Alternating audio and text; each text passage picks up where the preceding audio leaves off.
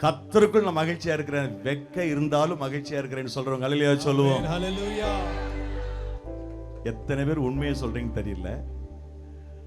ரொம்ப கஷ்டம்தான் இந்த மாதிரி டைம்ல. பிரதர் வின்சென்ட் பிரதர், ஆனந்த், இவங்க சில சகோதரருடைய ஒத்துழைப்புனால மேலே கொஞ்சம் தண்ணி ஓடிட்டே இருக்குது. அதனால கொஞ்சம் கூலா இருக்கு. Praise the Lord. இந்த பெட்டியை பார்க்கும்போது சிலருக்கு பொறாமையா இருக்குமே. இந்த பெட்டி, அந்த பெட்டியை பார்க்கும்போது அது ஓடவே இல்லை வச்சதுலேருந்து. பேருக்கு வச்சிருக்காங்க, நீங்க ஏமாந்துடாதீங்க. நீங்க பொறாமப்பட்டாலும் எதுவும் செல்லுபடி ஆகாது. அல்லேலூயா. சில நினைக்கலாம் அவங்க மட்டும் ஏசி வச்சுட்டு உட்காந்துருக்காங்க. இங்கேயும் அப்படித்தான் இருக்குது. வேணா இந்த அடுத்த செஷன் முடியும் ஒவ்வொருத்தரா மேலே ஏறி வந்து பாருங்க, உங்களுக்கு தெரியும். அல்லேலூயா. இப்பதான் கொஞ்சம் காத்து வருது. மாத்திருக்காங்க பெட்டியை. இது சும்மா வச்சிருக்காங்களோ? இது சும்மா, இதுவும் ஓசாந்தி. இது ஒரு வழக்கு சொல்லு, ஓசாந்திக்கு வைக்கிறது. ஸோ இந்த டைம்ல அசௌரியமான நிலையில, இந்த வெயில் காலத்துல நாம பொருத்தமா பேர் வச்சிருக்கோம். என்ன முகாம் இது? பொருத்தமான பேர். நேற்றுக்கு நான் சொன்ன ஆயத்த ஜபத்துல ஒரு நியூஸ் போட்டிருந்தாங்க. வருகிற 4ஆம் தேதியிலிருந்து கத்திரி வெயில் ஆரம்பிக்கிறது. அது கீழே ஒருத்தர் கருத்து சொல்லியிருக்கிறார். இப்ப மட்டும் தக்காளி வெயில் அடிக்குது. இப்பவும் வெயில் தாங்க பயங்கரமா இருக்குது. அவ்வளவு வெயில். ஆனாலும் நம்ம வாஞ்சியோடு கர்த்தரை தேடுறோம். அடுத்த மெசேஜ் கேட்க போறோம். உண்மையிலேயே உள்ளத்துல மகிழ்ச்சியோட எங்களோட சேர்ந்து நின்ற வண்ணமாக 2 சரணத்தை பாடி உட்கார்ந்துக்கலாம். மகிழ்ச்சியோடு துதிக்கிறோ, மனமகிழ்ந்து துதிக்கிறோ, மன்னவனே இயேசு ராஜா, எங்க மனதில் பூத்து மனவீசும் ரோஜா இயேசு ராஜா. கரங்களை தட்டி இயேசு ராஜா, இயேசு ராஜா, சாரோன் ரோஜா, இயேசு ராஜா, சாரோன் ரோஜா. மகிழ்ச்சியோடு துதிக்கிறோம், மனமகிழ்ந்து துதிக்கிறோம், மன்னவனே இயேசு ராஜா, எங்க மனதில் பூத்து மனவீசும் ரோஜா இயேசு ராஜா, சாரோன் ரோஜா, இயேசு ராஜா, சாரோன் ரோஜா, இயேசு ராஜா, சாரோன் ரோஜா. அல்லேலூயா. மேடையில இருந்து பாடுறவங்க ரொம்ப அழகா பாடுறாங்கன்னு நினைக்கிறேன். அல்லேலூயா.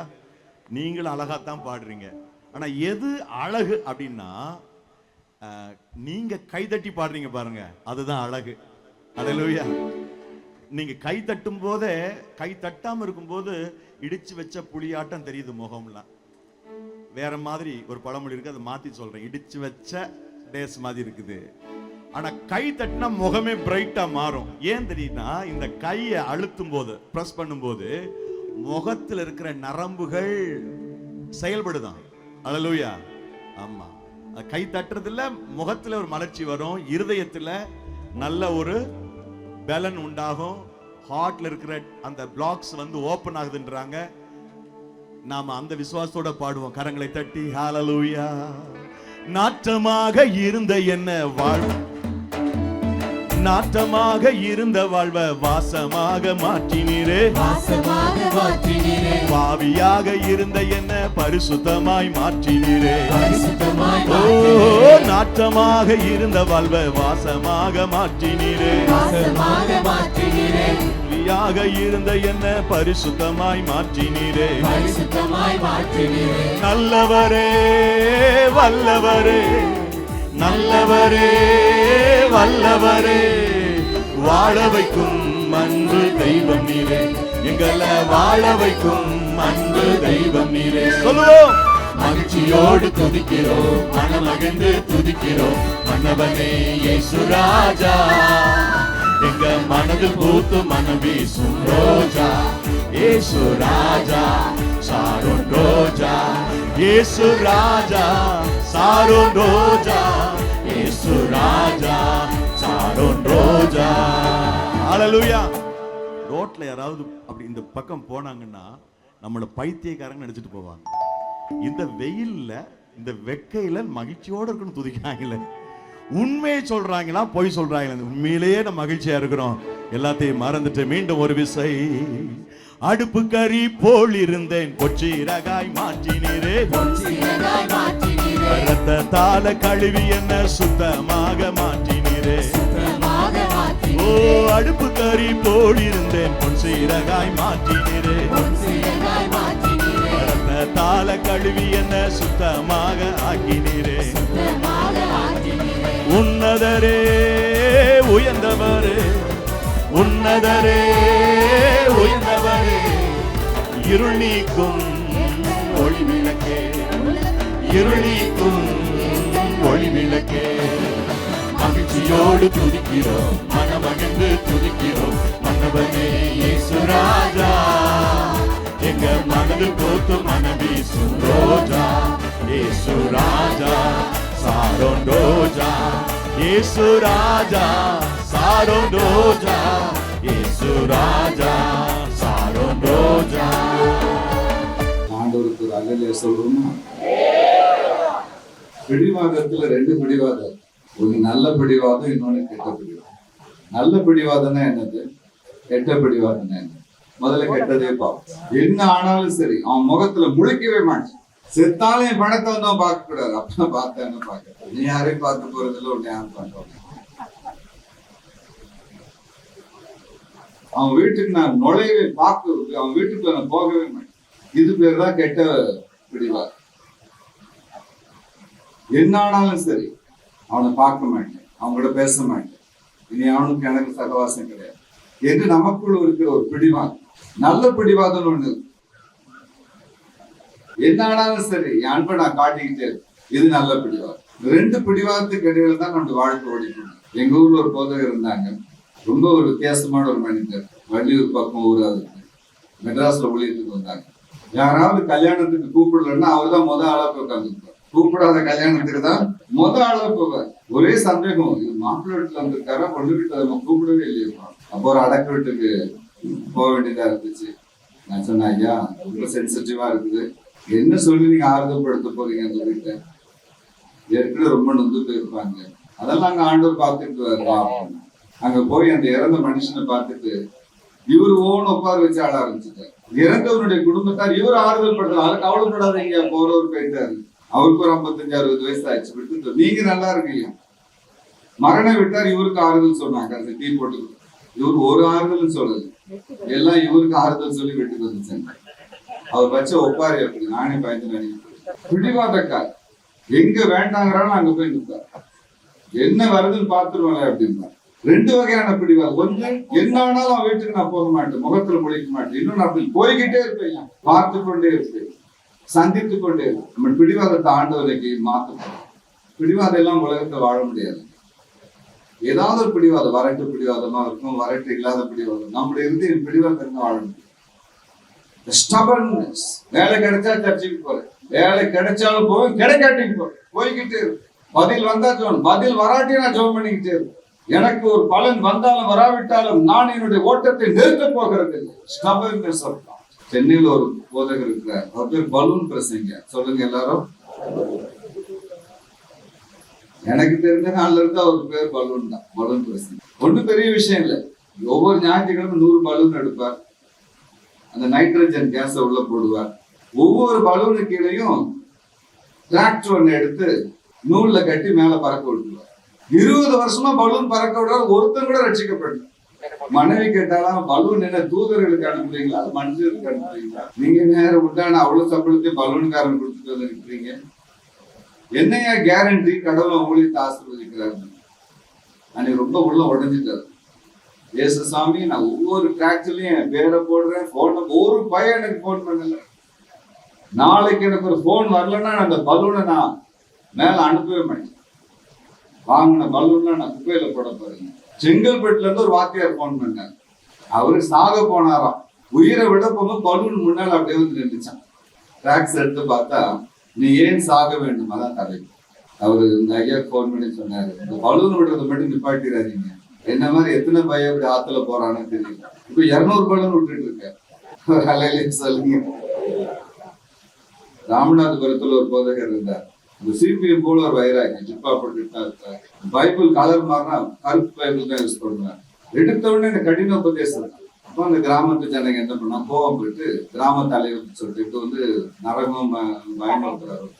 கிராம தலைவர் சொன்னாராங்க, பாருங்க எல்லாம் எங்க ஊருக்கு ஒத்து வராதுங்க, அதனால நீங்க சாயங்காலம் முதல் பஸ் பிடிச்சி போயிருங்க, எங்க ஊருக்கு நீங்க வர வேண்டாம். அவரு சும்மா இப்ப ஏசுனார் வந்தா எங்க போக வேண்டாம், அது தெரியாது, இப்ப நீ கிணத்துக்குள்ள போற அப்படின்னு கிணத்தாங்கரையில போட்டு அடிச்சு தண்ணியை ஊற்றி ஊற்றி அடிச்சாங்க. அப்படியே மயங்க ஆந்து போயிட்டார். அவருடைய காதில் கடைசியாக தொனித்த தொனி, இனி இந்த ஊரு பக்கம் வந்தா இந்த கிணத்துக்கு வெளியில இருக்க, நாளைக்கு உள்ள இருக்கும் அப்படின்னு சார் பயந்துட்டார். பைபிள் நினைஞ்சிச்சோன்றது அவ்வளவுதான். இப்போ மயக்கத்தில் எழும்பினார், உடம்பெல்லாம் வலி, காயம். அந்த பைபிள் அப்படியே தடவி எடுத்தார். கண்ணாடி ஒரு பக்கம் உடஞ்சி கிடந்துச்சு, அதையும் எடுத்தார். இனி இந்த ஊர் பக்கமே வரக்கூடாதுன்னு முடிவு பண்ணிட்டு அவரே ஒரு பொருத்தனை பண்ணிட்டார். வெளியில தடுமாறி போகும் பொழுது அந்த ஊரினுடைய வெளிப்புறத்துல ஒரு அழகான மஞ்சள் கலர் போர்டு, நன்றி மீண்டும் வருக. திரும்படே பாக்குற கண்ண கசம், நன்றி, ஐயோ விடமாட்டார் போல இருக்குது. ஆண்டவர் அந்த போர்டு மூலமா பேசுறாரு, நன்றி. சரி, வந்தோம், ஒரு கை பாக்குறோம், திரும்ப போய் பிரசங்கத்தை கண்டினியூ. இப்ப உபத்திர காலத்தை பத்தி பேச ஆரம்பிச்சிட்டார். வருக முடிஞ்சது. 7 வருஷம் உபத்திரம், நீ எங்க போவேன்னு கேட்டார். இந்த ஊர் தலைவருக்கு ரொம்ப கவலை என்னன்னா, ஆவியா வந்து பேசுறானா, உண்மையில உயிரோடு இருக்கானா, ஏன்னா அடிச்ச அடி அப்படி. அவர் அடிச்சவங்க கைக்கு எல்லாம் ஒத்தனம் கொடுத்துருக்காங்க. என்ன போதகரே, அடி போதலையான்னு கேட்டார். அட நீ வேற இருப்பான், உன் முகத்துல முழிக்க கூடாதுதான் நான் ஊரை விட்டு போலான்னு பார்த்தேன். ஆனா தமிழ்நாடு அரசாங்கம் நன்றி மீண்டும் வான்னு என் போட்டு உயிரை வாங்கிட்டு இருக்கு. நீங்க எங்க கலெக்டர் இது பார்த்த மாதிரி பேசுறீங்க? கலெக்டர் எதுக்குங்க, வாசல்ல எழுதி போட்டிருக்காங்க நன்றி, அது சும்மா போடுங்க, அதை பார்த்து ஏமாந்துடாரு. அப்ப அந்த போர்டை கலத்திடுங்க, நான் வர மாட்டேன். நான் என் போயிட்டு கலத்த முடியாது, அரசாங்க ப்ராப்பர்ட்டி, அதை தாங்க இவ்வளவுதான் சொல்லிட்டு இருக்கேன். இந்த போர்டு இருக்க வரைக்கும் நான் வருவேன் அப்படின்னா, அந்த போர்டு வாசல், அந்த போர்டு கிட்ட நின்று பிரசங்கம் பண்ணுவேன். யாரா வந்தா நன்றி, தமிழக அரசாங்கத்தின் உத்தரவை கனப்படுத்துவது குடிமகனின் கடமை, இந்த போர்டு இருக்கிற வரைக்கும் நான் வருவேன் அப்படின்னு. போர்டை என்னைக்கு எடுக்க முடியும்? சரி விட்டு தொலையாயிவன இன்னும் பண்ணிட்டு போறோம். நம்ம என்ன அப்படி அசைஞ்சிருவோமா? நம்மளாம் ஸ்ட்ராங் குலத்தை சேர்ந்தவர்கள், அவங்க வேறு மார்க் பார்த்தீங்க. ஒவ்வொரு ஞாயிற்றுக்கிழமையும் போய் 2 மணி நேரம் பிரசங்கம், எங்க விட்டாரோ அங்க தொடங்குவார். வெளிப்படுத்தின விசேஷம் வரைக்கும் பிரசங்கம் பண்ணியாச்சு.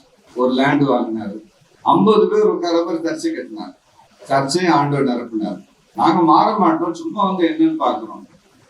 நாங்க மாற மாட்டோம், வேணா ஒரு ஞானஸ்தானம் எடுத்துக்கிறோம். நாங்க மாற மாட்டோம், வேணா உங்களுக்கு ஒரு கோயில் கட்டி, இப்படி சொல்லியே ஒரு 50 பேர் வந்துட்டாங்க. இன்னும் மாற மாட்டேன்னு தான் அவங்க அந்நிய பாஷையும் பேசிட்டு இருக்காங்க.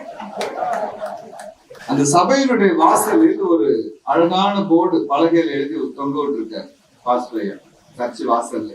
அந்த போர்டுல என்ன எழுதியிருக்காரு தெரியுமா? நன்றி. ஒரு பையன் கேட்ட, என்னையா இதை பிடிச்சிட்டானப்பா நான் உள்ள நுழைஞ்சேன். நன்றி மறக்க கூடாது பாத்துங்க. அதான் அந்த போர்டையும் பத்திரமா வச்சிருக்காங்க. அப்படிதான் நம்ம ஊழி நடந்துட்டு இருக்கணும். பிடிவாதம்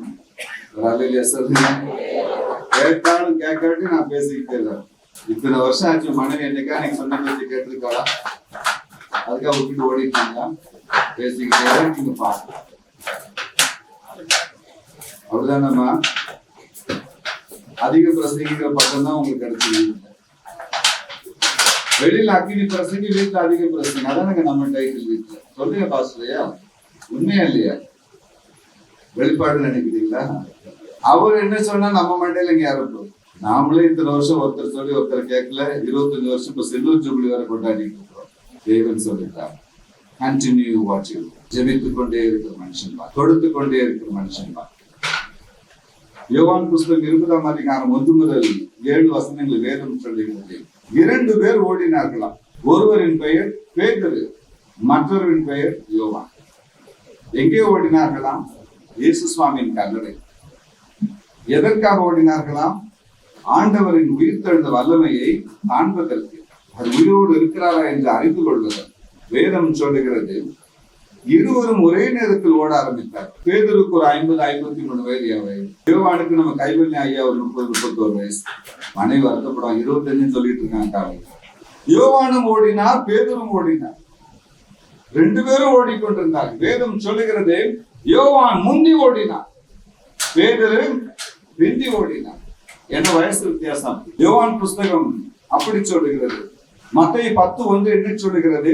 முந்தினவன் பேதுரு. ஏதோ ஒரு விதத்தில் அந்த வார்த்தை வருகிறது. இருவரும் ஒரே நேரத்தில் ஓடினார்கள், ஒரே இடத்தை நோக்கி ஓடினார்கள், ஒரே நோக்கத்துக்காக ஓடினார்கள். வயது நிமித்தம் யோவான் முந்தி ஓடினார், பேதுரு பிந்தி ஓடினார். ஆனால் வேதம் சொல்லுகிறதே முந்தினவன் பேதுரு. அவனைத்தான் தேவன் பிரதான அப்போஸ்தலனாய் தெரிந்து கொண்டார். தேவனுடைய திறவுகளை அவன் கைகளில் கொடுக்கும் பாக்கியம் அவனுக்கு அருளப்பட்டது. ஏன் தெரியுமா? பிந்தினாலும் ஓடிக்கொண்டே இருந்தார் பேதுரு. ஒரு அல்லேலூயா சொல்லுங்க பார்க்கலாம். ஓட்டம் பிந்தி விட்டது என்பதற்காக தடுமாறாமல் ஓடிக்கொண்டே இருந்த மனுஷன். என்னோடு ஓடினவர்கள் எல்லாம் வேகமாய் ஓடிவிட்டார்களே என்று சோர்ந்து போகாமல் ஓடிக்கொண்டே இருந்த மனுஷன். ஜூனியர்கள் எல்லாம் மேலே பறக்கிறார்கள், நான் சீனியர் இன்னும் கீழே இருக்கிறேன் என்று துக்கத்தில் மாய்ந்து விடாமல் ஓடிக்கொண்டே இருந்த மனுஷன். பதில் கிடைத்தாலும் கிடைக்காவிட்டாலும் ஜெபித்துக் கொண்டே இருக்கிற மனுஷன் பாக்கியவான். எழுப்புதல் வந்தாலும் வராவிட்டாலும் சுவிசேஷத்தை அறிவித்துக் கொண்டே இருக்கிற மனுஷன் பாக்கியவான். மனிதர்கள் ஏற்றுக்கொண்டாலும் கொள்ளாவிட்டாலும் சுவிசேஷத்திற்காக நின்று கொண்டு பிரகாசிக்கிற மனுஷன் பாக்கியவான். Continue what you to. யோவான் முந்தியோடு என்ன பயன்? கல்லறைக்குள்ள போக முடியல. பேதுரு பிந்தி போனாலும் கல்லறைக்கு உள்ளே போனார். தேவனுடைய உயிர் தந்த வல்லமை அவருடைய கண்கள் கண்டது. ஒரு அல்லேலூயா சொல்ல போறார். பிந்தினாலும் ஓடிக்கொண்டே இருக்கிற மனுஷன் பாக்கியவான். இன்றைக்கு ஒரு பிடிவாதத்தை தேவன் 41:4 ஏசாயா புஸ்தகம் சொல்லுகிறது, நான் முந்தினவர், நான் பிந்தினவர்களோடு இருக்கின்றேன். ஆண்டவர் பாருங்க, தனக்கு தானே பெயர் சூட்டிக் கொள்ளுகிறார். பெயர் என்பது அவருடைய சுபாவத்தை குறிக்கிறது. அவர் எப்படி இருக்கிறாரோ அதுவே அவருக்கு பெயர். அவர் என்ன செய்கிறாரோ அதுவே அவருக்கு பெயர். என்ன ஒரு ஆச்சரியம் பாருங்க. அவனை நாமத்தை அறிந்திருக்கிறபடினா 91:14 சொல்லுகிறது. அதன் அர்த்தம் என்ன? நான் எப்படிப்பட்டவர் என்று அவன் அறிந்திருக்கிறபடினா அவன் உயர்ந்த அடைக்கலத்தில். நாமம் என்பது அவரது சுபாவத்தை குறிக்கிறது. அவர் பார்க்கிறார், காண்கிறார், ஆகவே காண்கிறது. உதவி செய்கிறார், ஆகவே உதவி செய்கிறவர். ரட்சிக்கிறார், ஆகவே ரட்சகர்.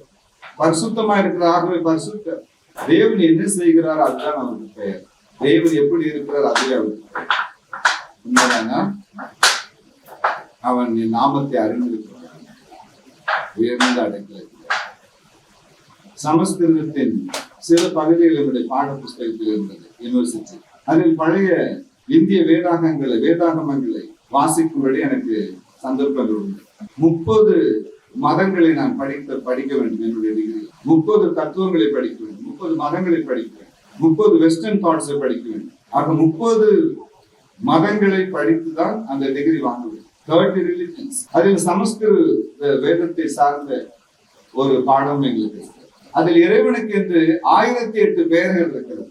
எத்தனை பேர் இருக்கு சொல்லுங்க? 1008 பெயர்கள். ஸ்கந்தான்னு சொல்லுங்க.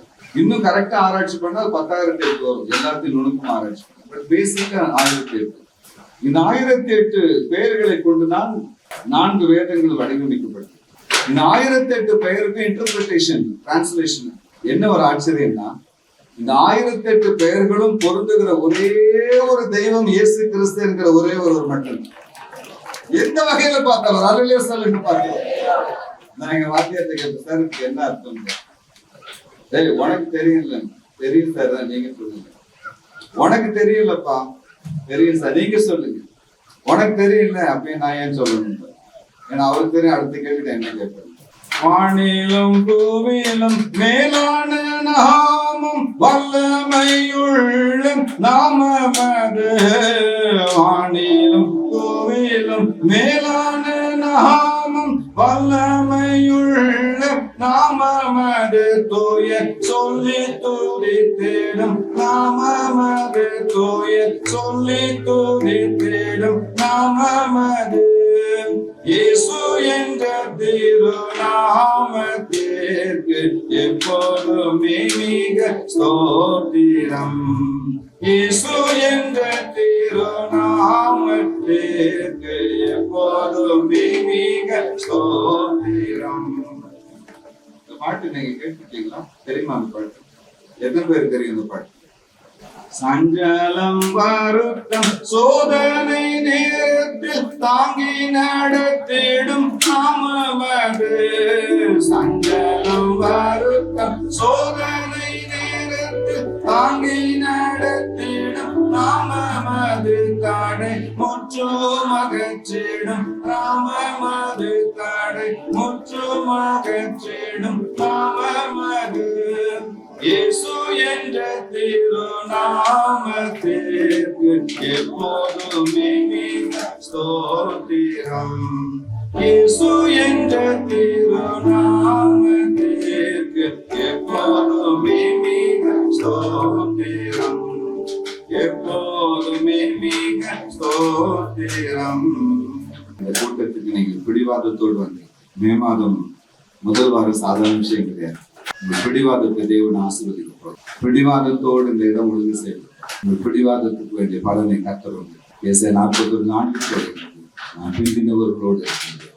என்ன ஒரு சைடு நம்ம மியூசிக் வந்து பாருங்க, தோத்திரம் நம்ம கை தட்டுன்னு அது கை தட்டிட்டு ஒரு அலையிலே சொல்லுவோம். ஆண்டவருக்கு ஒரு சின்ன ஜபம் செய்யும். இந்த காலை இசைகளுடைய தொடர்ச்சி கொஞ்சம் வால்யூம் குறையும், 1 பாயிண்ட் வால்யூம் குறையும். இந்த காலை இசைகளுடைய தொடர்ச்சி இது. ஆண்டோடைய இறக்கம் கேட்க போறோம். ஆண்டோட கேட்போமா? ஜெபம் பண்ணுவோம். நன்றியாலேன் உள்ளம் நிறைந்திடுதே, நான் எப்படி பதில் செய்குவேன்? நன்றியாலேன் உள்ளம் நிறைந்திடுதே, நான் எப்படி பதில் செய்குவேன்? உமகா நோக்கமோற்றுமாய் நிறைவேறிட என்னை தந்தை நடத்திடுமே. உமகா நோக்கமோற்றுமாய் நிறைவேறிட என்னை தந்தை நடத்திடுமே. என் இயேசுவை நேசித்திரோ மாத்திரம் அன்றான நான் இன்னும் நன்றியுடன் துதிப்பேன், இன்னும் நன்றியுடன் துதிப்பேன். எங்கள் அன்பின் பரலோக தகப்பனே, இந்த மாலை நேரத்தில் ஒருமனப்பட்டு கூடி வந்திருக்கிறோம். இந்த வார்த்தையினால வசனத்தால் எங்களை ஆதரித்தார். எங்களோடு தங்கி இந்த நாமத்துக்கு மகிமை உண்டாகும். எங்கள் அன்பு ரட்சக நாமத்தில் வேண்டி ஜெபிக்கிறோம், பதில் எடுத்துக் கொடுக்கிறோம். ஜீவனுள்ள பரம தகப்பனே, ஆம். ரோமர் புஸ்தகம் 11:29 இன்று காலையில் நாம் தியானம் செய்தோம். அதில் வேதம் சொல்லுகிறதே, அழைப்பும் கிருபை வரங்களும் மாறாது. தேவனுடைய அழைப்பும் கிருபை வரங்களும் மாறாது. ரோமர் 9:11 என்ன சொல்லுகிறது?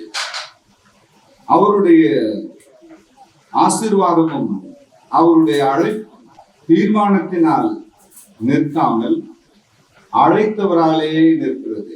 அழைத்தவரால் நம்முடைய வாழ்க்கையும் நம்முடைய குடும்பம் ஊழியமும் நிற்கிறது. மனித தீர்மானத்தின்படி அல்ல, நம்முடைய செய்கைகளினால் உண்டாகிற தீர்மானத்தின்படி அல்ல, அழைத்தவரால்.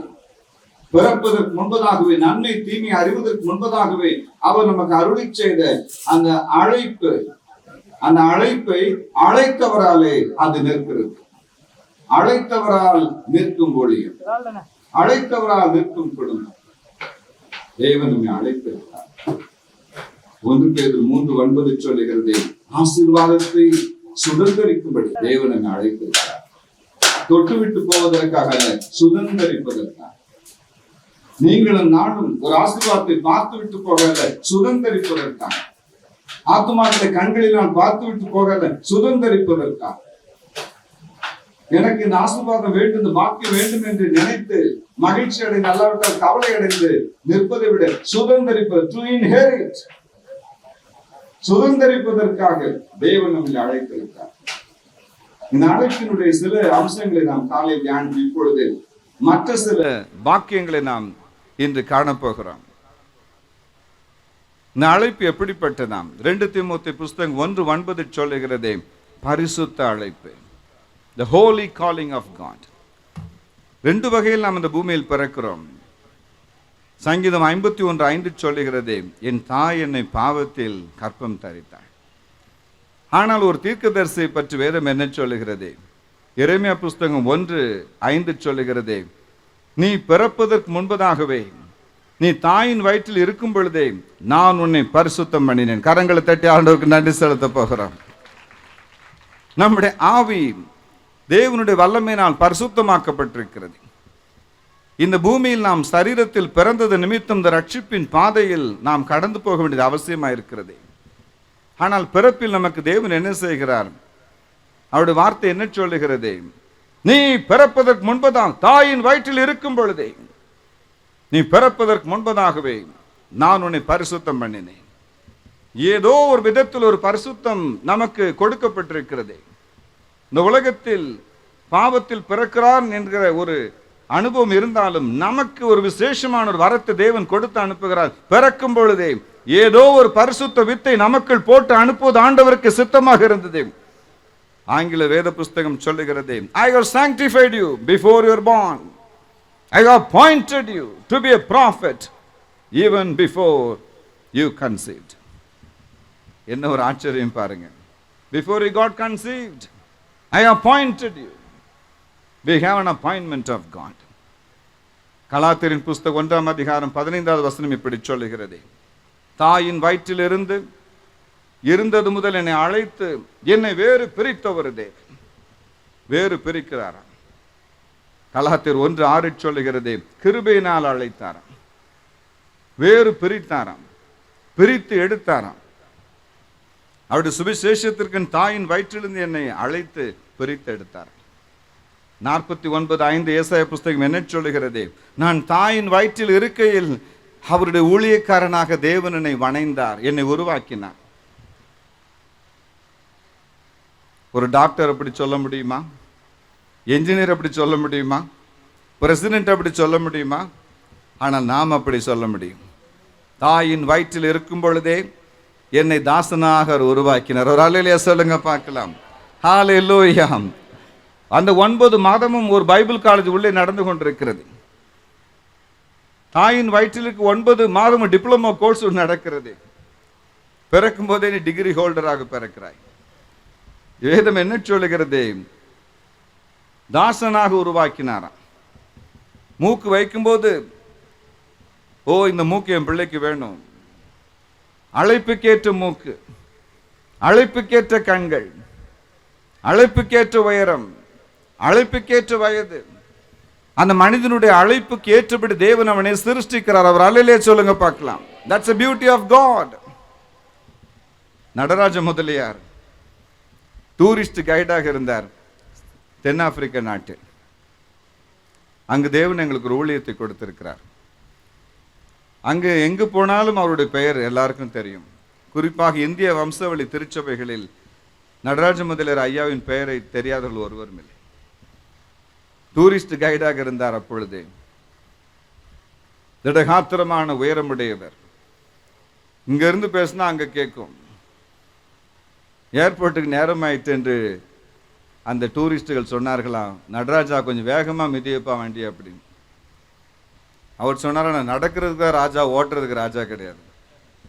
சும்மா ஒரு மிதி ஏர்போர்ட்டுக்கு நேரம் ஆகி போச்சுன்னு ஒரு மிதித்தா பிரேக் ஃபெயிலியர் ஆகி போச்சு. நேராக கொண்டு போய் வயக்காட்டில் விழுந்தார். எல்லா டூரிஸ்டும் பரலோகம் போய் சேர்ந்துட்டாங்க. இவர் மட்டும் பிழைச்சார். அந்த ஸ்டேரிங் நெஞ்சில் அடிச்சு அந்த நெஞ்சும் சீட்டும் ஒன்னா சேர்ந்து போச்சுங்க. யோசித்து பாருங்க, அவரது முதுகு பக்கம் இருந்த கார் சீட்டும் அவரது நெஞ்சும் கிட்டத்தட்ட ஒரே அளவிற்கு மாறிவிட்டது. கொண்டு போய் ஆஸ்பத்திரியில் போட்டார்கள். இந்த வார்த்தையை சொல்ல 6 மாசம் ஆச்சு. சொல்றதுக்கு 6 மாசம், சொல்றதுக்கு அடுத்த 6 மாசம்.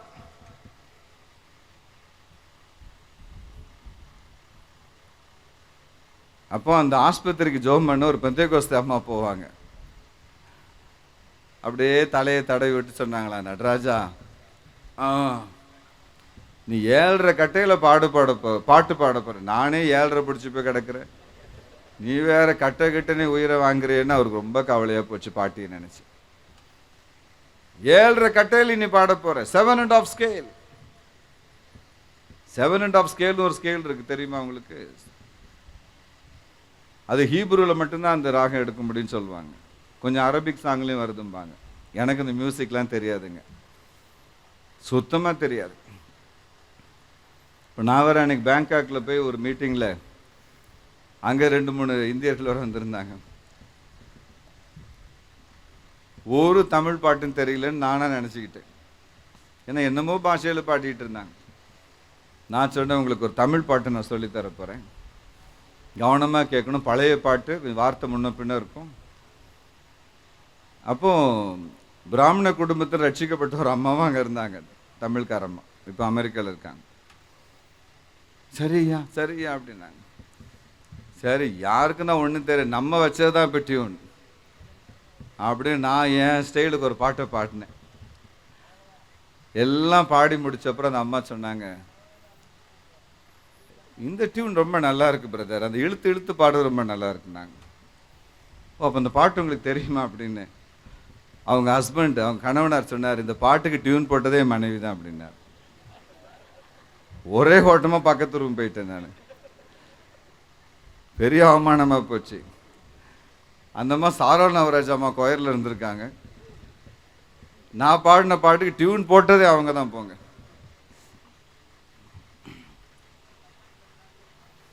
உடனே உங்களுக்கு இப்போ ஒரு டெம்டேஷன், என்ன பாட்டாக இருக்குண்டா அப்படின்ட்டு. இளைப்பாறுதல் தரும் தேவா, களை தோரை தேற்றிடுமே. இளைப்பாறுதல் தரும் தேவா, களை தோரை தேற்றிடுமே. சிலுவை நிழல் எந்தன் தஞ்சம், சுகமாய் அங்கு தங்கிடுவேன். சிலுவை நிழல் எந்தன் தஞ்சம், சுகமாய் அங்கு தங்கிடுவேன். திருப்பாதம் நம்பி வந்தேன், கிருபை நிறை இயேசுவே. தாமரன்பை கண்டடைந்தேன், தேவ சமூகத்திலே. தாமதன்பை கண்டடைந்தேன், தேவ சமூகத்திலே. மனம் மாற மாந்த நிரல்ல, மன வேண்டுதல் கேட்டிடும். மனம் மாற மாந்த நிரல்ல, மன வேண்டுதல் கேட்டிடும். எனதுள்ளம் ஊற்றி ஜெபி இயேசுவே உம்மையாண்டிடுவேன். எனதுள்ளம் ஊற்றி ஜெபித்தேன், இயேசுவே உம்மையாண்டிடுவேன். இதை கேட்டவனுக்கு உங்களுக்கு ஒரு தூக்கம் வரும் பாருங்க. ஐயா பாடினாங்களே ஒரு பாட்டு, தூக்கம்லாம் பறந்து போயிடும். இல்லை, ஆண்டவருக்கு ஒரு அலையிலே சொல்லுவோமா? சத்தமாக ஒரு அலையிலே சொல்லுவோம். 9 மாசம் பைபிள் காலேஜ் நடத்துறார் ஆண்டவர். தாசனாக உருவாக்குகிறேன். நடராஜ முதலியார் ஐயா வசமா மாட்டிக்கிட்டாங்க இந்த அம்மா கிட்ட, பெந்தேகோஸ்தே அம்மா கிட்ட. பெந்தேகோஸ்தே அம்மா கிட்ட மாட்ட ரொம்ப ரிஸ்க், பார்த்துக்கோங்க, விடவே மாட்டாங்க.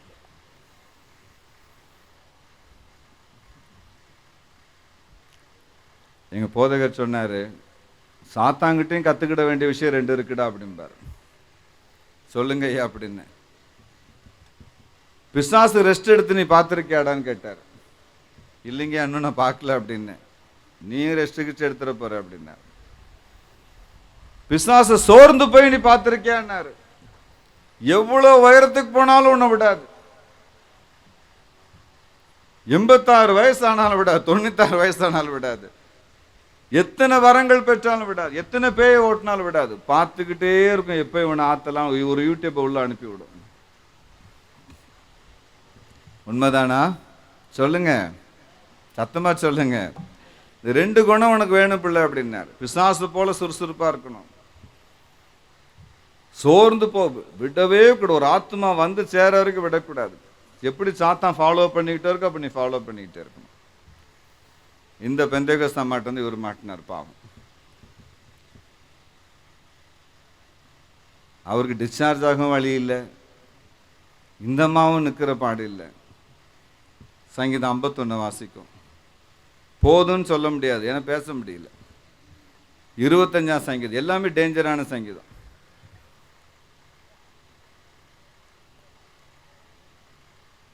ஒரு நாள் இந்த அம்மா சொன்னாங்களாம், ராசா உன்னை இந்த 6.25 அடி உயரத்துக்கு மூக்கும் முழியுமா சிங்காரிச்சு ஆண்டவர் வச்சிருக்காரு. எதுக்கு தெரியுமா? அவரை சுமக்கிறதுக்காக. அவரை சுமக்க ஒரு ஆள் வேணும். அவரை குறித்து இந்த 7.5 கட்டைகளை பாட ஒரு ஆள் வேணும். நீ தேவனால் தெரிந்து கொள்ளப்பட்ட ஒரு மனுஷன். இதற்காகவே தேவனுடைய ஆயத்தம் பண்ணினார். தேவன் அற்புதம் செய்தார், பேசினார், சின்ன சின்ன பாட்டு பாட ஆரம்பிச்சார். இந்தியாவுக்கு வந்து ஒரு கலக்கிட்டு போயிட்டார். இன்னும் அவருடைய வேகத்துக்கு யாரும் பாட முடியாது. இங்கிலீஷில் தான் எழுதி வச்சு பாடுவார், தமிழ் வாசிக்க தெரியாது. பிசாசு அப்படி அக்காடின்னு அவர் எழுத்து போட்டார்னா பேய் ஓடும். அழைப்பு சொல்லுங்க எல்லாரும். அழைப்பு. அழைப்புக்கேற்ற குடும்பத்தை தேவன் கொடுக்கிறார். அழைப்புக்கேற்ற பாடுகளை கொடுக்கிறார். அழைப்புக்கேற்ற ஆசீர்வாதங்களை கொடுக்கிறார். அழைப்புக்கேற்ற தோற்றங்களை கொடுக்கிறார். அழைப்புக்கேற்ற பாஸ்போர்ட்டை கொடுக்கிறார். அழைப்புக்கேற்ற டாக்குமெண்ட்டை கொடுக்கிறார். அழைப்புக்கேற்ற படிப்பை கொடுக்கிறார். அழைப்புக்கேற்ற ஊரை கொடுக்கிறார். அழைப்புக்கேற்ற மனைவியை கொடுக்கிறார். அழைப்புக்கேற்ற பிள்ளையை கொடுக்கிறார். அழைப்புக்கேற்ற புருஷனை கொடுக்கிறார். அழைப்புக்கேற்ற தீர்க்காயசை கொடுக்கிறார். பெற்றுக்கொள்ள ஆண்டவருடைய நாமத்தினால். Anything according to the calling of God. 9 மாசம் ஆண்டவர் டிசைன் பண்றாரு. என்ன ஒரு தேவ ஞானம் பாருங்க. Special attention. தாயின் வயிற்றில் உருவாகும் பொழுதே உன்னை நான் பரிசுத்தம் பண்ணினேன். அதனாலங்க மனப்பூர்வமா நீங்க ஒரு பாவத்தில் போய் விழ முடியாது. அந்த மனசு பேசிக்கிட்டே இருக்கும், டேய் பார்த்து வேண்டாம். நம்முடைய மனசாட்சிக்கு அந்த உலகத்தின் மனசாட்சிக்கு ஒரு எக்ஸ்ட்ரா ஒரு மேக்னிஃபிஷியன்ட் லென்ஸ் ஒன்று இருக்கு. We are able to see things. We could feel it. பரிசுத்தம் சொல்லுங்க பார்க்கலாம் எல்லாரும். பரிசுத்தமான அழைப்பு. இந்த அழைப்பில் இணைக்கப்பட்டிருக்கிற எல்லாம் பரிசுத்தமா இருக்கிறது. இது சம்பந்தப்பட்ட விசுவாசம் பரிசுத்தம் உடையது, நோக்கம் பரிசுத்தம் உடையது, விஷன் பரிசுத்தம் உடையது, பாரம் பரிசுத்தம் உடையது, ஜெபம் பரிசுத்தம் உடையது. Everything connected to this holy calling is connected to the holiness of God. You cannot separate it. Holiness ரொம்ப ஒரு ஜாலியான எக்ஸ்பீரியன்ஸ். ஆக்சுவலி பாவம் செய்கிறது ரொம்ப கஷ்டம் பார்த்துக்கோங்க. ஒளிச்சு மறைச்சி பாவம் செய்ய ஜனங்க என்ன கஷ்டப்படுறாங்க பாருங்க. ஒரு 50 லட்சத்தை மறைக்க என்ன பாடுபடுறாங்க. எங்கள் தகப்பனார் இறந்தப்போ எங்கள் அப்பா கையை பிடிச்சி ரொம்ப தேங்க்ஸ் டாடின்னு அழுதெல்லாம் முடிச்சப்புறம் என் நண்பர் கேட்டேன்னு சொத்து வைக்காம போயிட்டீங்க, ரொம்ப தேங்க்ஸ் டாடி அப்படின்னு. கடனும் வைக்கல, சொத்தும் வைக்கல. அப்புறம் அங்கே பாக பிரிவினர் ஒன்றும் கிடையாது. 1/2 சென்ட் நிலத்தை வச்சுட்டு போயிடுறாரு அப்பா. 7 பிள்ளைங்க, ஆளுக்கு 1/4 சென்ட் எடுக்க முடியுமா? 5 லட்ச ரூபா லேண்டு 50 லட்ச ரூபா கேஸுக்கு போகுதுங்க. நம்முடைய ஊழியம் அப்படி கிடையாதுங்க. ஒவ்வொரு அசைவிலும் ஒரு பரிசுத்தத்தை தேவன் கொடுக்கிறார். ஒரு அல்லேலூயா சொல்லுங்க. There is holiness. எண்ணத்தில், நோக்கத்தில், பிரயாசத்தில் தேவன் ஒரு பரிசுத்தமான பாக்கியத்தை வைத்திருக்கிறார். 1:4 எபேசியர் சொல்லுகிறது, அன்பில் பரிசுத்தமுள்ளவர்களாய் இருக்கும்படி, அன்பில் பரிசுத்தமுடையவர்களாய் இருக்கும்படி உலக தோற்றத்துக்கு முன்பதாக தேவன் நம்மை தெரிந்து கொண்டார். ஆண்டவருடைய குரலை கேட்கிறது ரொம்ப ஈஸி. 3ஆம் அதிகாரத்தில் ஆதியாகமத்தின் புஸ்தகத்தில் நம்முடைய முன்னோர்கள் விழுந்த பிறகும் கூட இறைவனின் குரலை கேட்டார். காயின் கேட்டார். யார் கேட்கல? தேவனுடைய குரல் அநேகருக்கு பிரத்யட்சமாய் கேட்டது, ஆனால் பார்க்க முடியவில்லை. பார்க்கிறதான் ப்ராப்ளம். மத்தேயு புஸ்தகம் 5:8 அப்படி சொல்லுகிறது. 12:14 எபிரேய புஸ்தகம் அப்படி சொல்லுகிறது. பரிசுத்தம் இல்லாமல் தேவனை ஒருவனும் காண முடியாது. காண்பதில் there is a problem in seeing God. அவருடைய குரல் கேட்கிறது ஆசீர்வாதம், ஆனால் அது சாதனை அல்ல. மனித குலம் விழுந்து போன பிறகும் அவருடைய குரல் கேட்டுக்கொண்டே தான் இருந்தது. ஏதோ ஒரு விதத்தில் கேட்கிறது, ஆனால் அவரை பார்க்கிறதில் தான் பிரச்சனை இருக்கிறது. 22:14 பவுலடிகளை குறித்து வேதம் சொல்லுகிறது, நீ தேவனை தரிசிக்கவும் அவருடைய திருவாய் மொழியை கேட்கவும் தேவனால் தெரிந்து கொள்ளப்பட்ட ஒரு மனுஷன். அந்த பாக்கியத்துக்குள் தேவன் உங்களை அழைத்து செல்ல விரும்புகிறார். ஒரு அலையிலே சொல்லுங்க பார்க்கலாம். Seeing God, தேவனை காண்பது, முகத்தை காண்பது. முகத்தை பார்த்த பிறகு என்ன நடக்கிறது? வேறு எதையும் உங்களால் நேசிக்க முடியாது. இந்த உலகத்தில் அதற்கு பிறகு உங்களை கவர்ந்து இழுக்கக்கூடிய சக்தி ஒன்றுக்கும் கிடையாது. ஒரு மனிதனுக்கும் இல்லை, மனுஷிக்கும் இல்லை, காருக்கும் இல்லை, பங்களாவுக்கும் இல்லை, எதற்கும் இல்லை. இயேசு கிறிஸ்துவின் முகத்தை ஒரு மனிதன் கண்ட பிறகு அதற்கு விட அழகான மகிமை நிறைந்த ஒரு பொருள், ஒரு பாத்திரம் இந்த உலகத்தில் ஒன்றுமில்லை. உங்களை நேசிக்க அவர் எப்படி காத்திருக்கிறார், அப்படி நீங்கள் அவரை நேசிக்க காத்திருப்பீர்கள். 33 யாத்திராகமத்தின் புஸ்தகம் 19 முதல் வாசித்து பாருங்கள், 21 வரைக்கும். அதில் அவர் என்ன சொல்கிறார்? 19 என் முகத்தை ஒருவன் கண்ட பிறகு உயிரோடு அவன் இருக்க முடியாது. He cannot be alive after seeing my face. ஆனால் பாருங்கள், வேதம் சொல்லுகிறது 33:11 யாத்திராகமத்தின் புஸ்தகத்தில், மோசே என்னும் தீர்க்கதரிசி முகமுகமாய் இரவும் பகலும் ஒரு சிநேகிதன் மற்றொரு சிநேகிதனோடு பேசுவது போல் பேசிக் கொண்டிருந்தார். 34:12 உபாகமத்தின் புஸ்தகம் அப்படி சொல்லுகிறது. 12:8 என்னாகமத்தின் புஸ்தகம் அப்படி சொல்லுகிறது. முகமுகமாய் பிரத்யட்சமாய் மோசே தேவனது முகத்தை பார்த்தாராம். ஆனால் இங்கு தேவன் என்ன சொல்லுகிறார்? என் முகத்தை நீ கண்ட பிறகு உயிரோடு இருக்க முடியாதப்பா. இது என்ன ஒரு வேடிக்கையான விஷயமா இருக்கிறது. உண்மையில் அந்த வேத பகுதியில் என்ன எழுதியிருக்கிறது? Yourself will die. Yourself cannot live after having seen my face. Yourself என்பது நம்முடைய சுயத்தை காண்பிக்கிறது. நீ என்னை கண்ட பிறகு மோசே எனும் மனிதனுடைய சித்தம், அவனது சுயம் சுட்டரிக்கப்படுகிறது. மோசே, என்னை நீ கண்ட பிறகு நீ உயிரோடு இருக்க முடியாதப்பா. Yourself, உனக்குள் இருக்கிற அந்த மனிதன், அந்த மோசே எனும் மனிதன், உன் உடலுக்குள் குடியிருக்கிற அந்த மோசே எனும் அந்த ஆத்துமா, அல்லாவிட்டால் அந்த அகம்பாவம், அல்லாவிட்டால் அந்த பிரைட், அந்த ஈகோ, இனி உயிரோடு இருப்பதற்கு வழி இல்லை. என்னை கண்ட பிறகு அது சுட்டரிக்கப்படுகிறது. கலாத்தியர் 2:20 பவுலடிகள் அதைத்தான் சொல்லுகிறார். இனி வாழ்வது நான் அல்ல, பவுல் இறந்து போய் ரொம்ப நாள் ஆகிவிட்டது என்று சொல்லுகிறார். 2 தீமோத்தேயு 4:7 வாசித்து 6:7 பாருங்கள். வேதம் சொல்லுகிறது, நான் பானபலியாய் ஊற்றப்படுகிறேன், ஓட்டத்தை முடித்தேன்.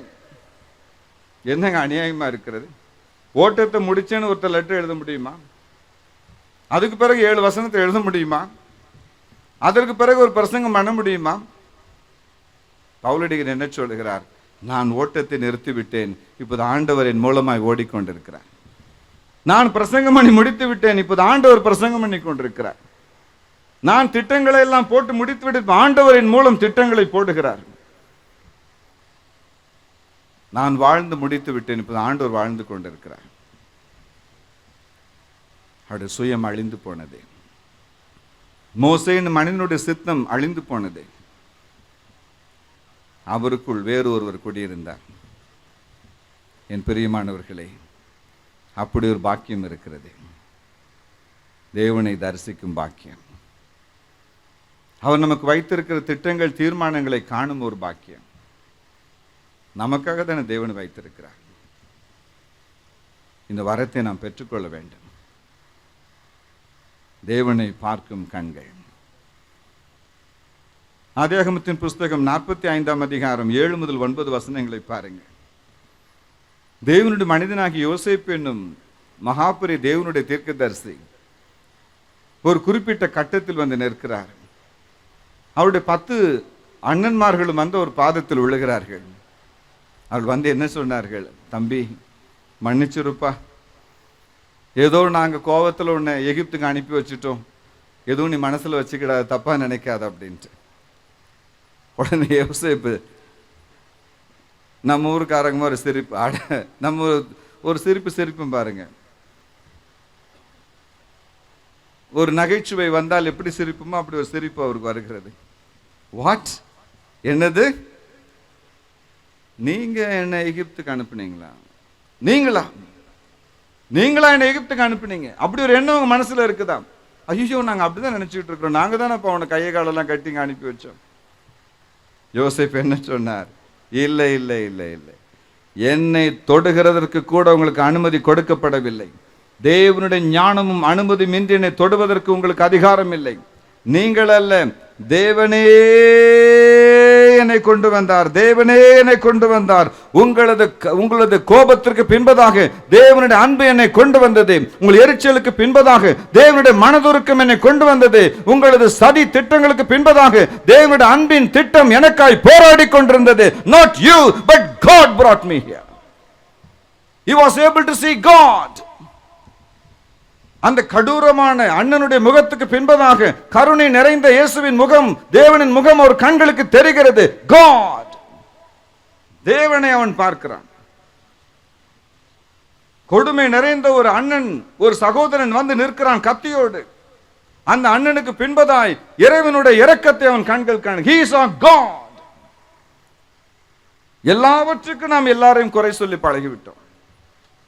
ஏதேன் தோட்டத்தில் தொடங்கினது பழி போடுவது.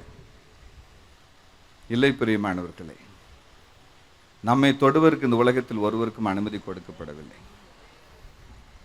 யோசிப்பு சொல்லுகிறான், ஒரு நெகட்டிவ் கிரெடிட் கூட நான் உங்களுக்கு கொடுக்க மாட்டேன், மன்னிச்சுக்கிடுங்க, என்னை ஆண்டவரே கொண்டு வந்தார். அந்த குழியின் வழியாக தேவனே என்னை நடத்தி கொண்டு வந்தார். அந்த இருளின் பாதையில் அவரே என்னை சுமந்து கொண்டு வந்தார். அந்த அடிமை தளத்தில் அவரே என்னை நடத்தி கொண்டு வந்தார். God brought me here. உங்கள் மூலமாய் அவர் கொண்டு வந்திருக்கலாம். கொண்டு வந்தது ஆண்டவர்.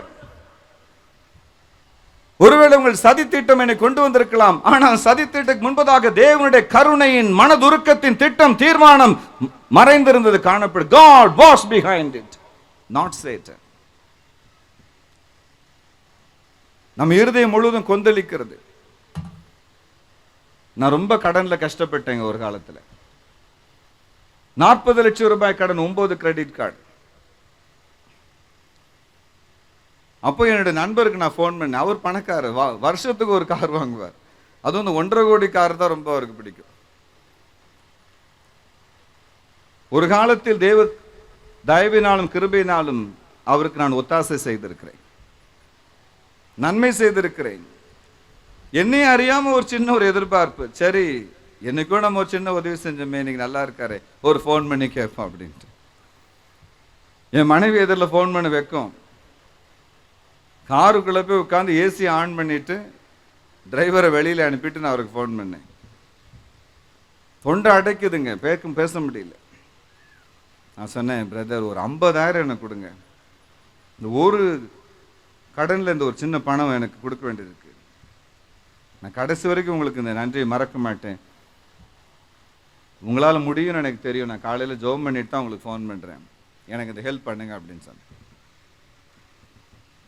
சரி 2 நாள் கழிச்சு ஃபோன் பண்ணிட்டேன்னு சொன்னார்.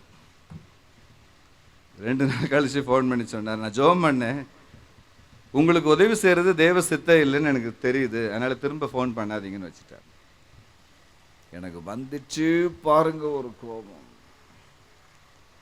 அந்த பிளட் ப்ரெஷர்னு சொல்லுவாங்க தெரியுமா, பிபி. ஒருவேளை அன்னைக்கு தான் எனக்கு அந்த பிளட் ப்ரெஷர் முதல்ல வந்துச்சான்னு தெரியாது. எனக்கு அவரை மன்னிக்கவே முடியல. What is this, what is this, why can he do this for me?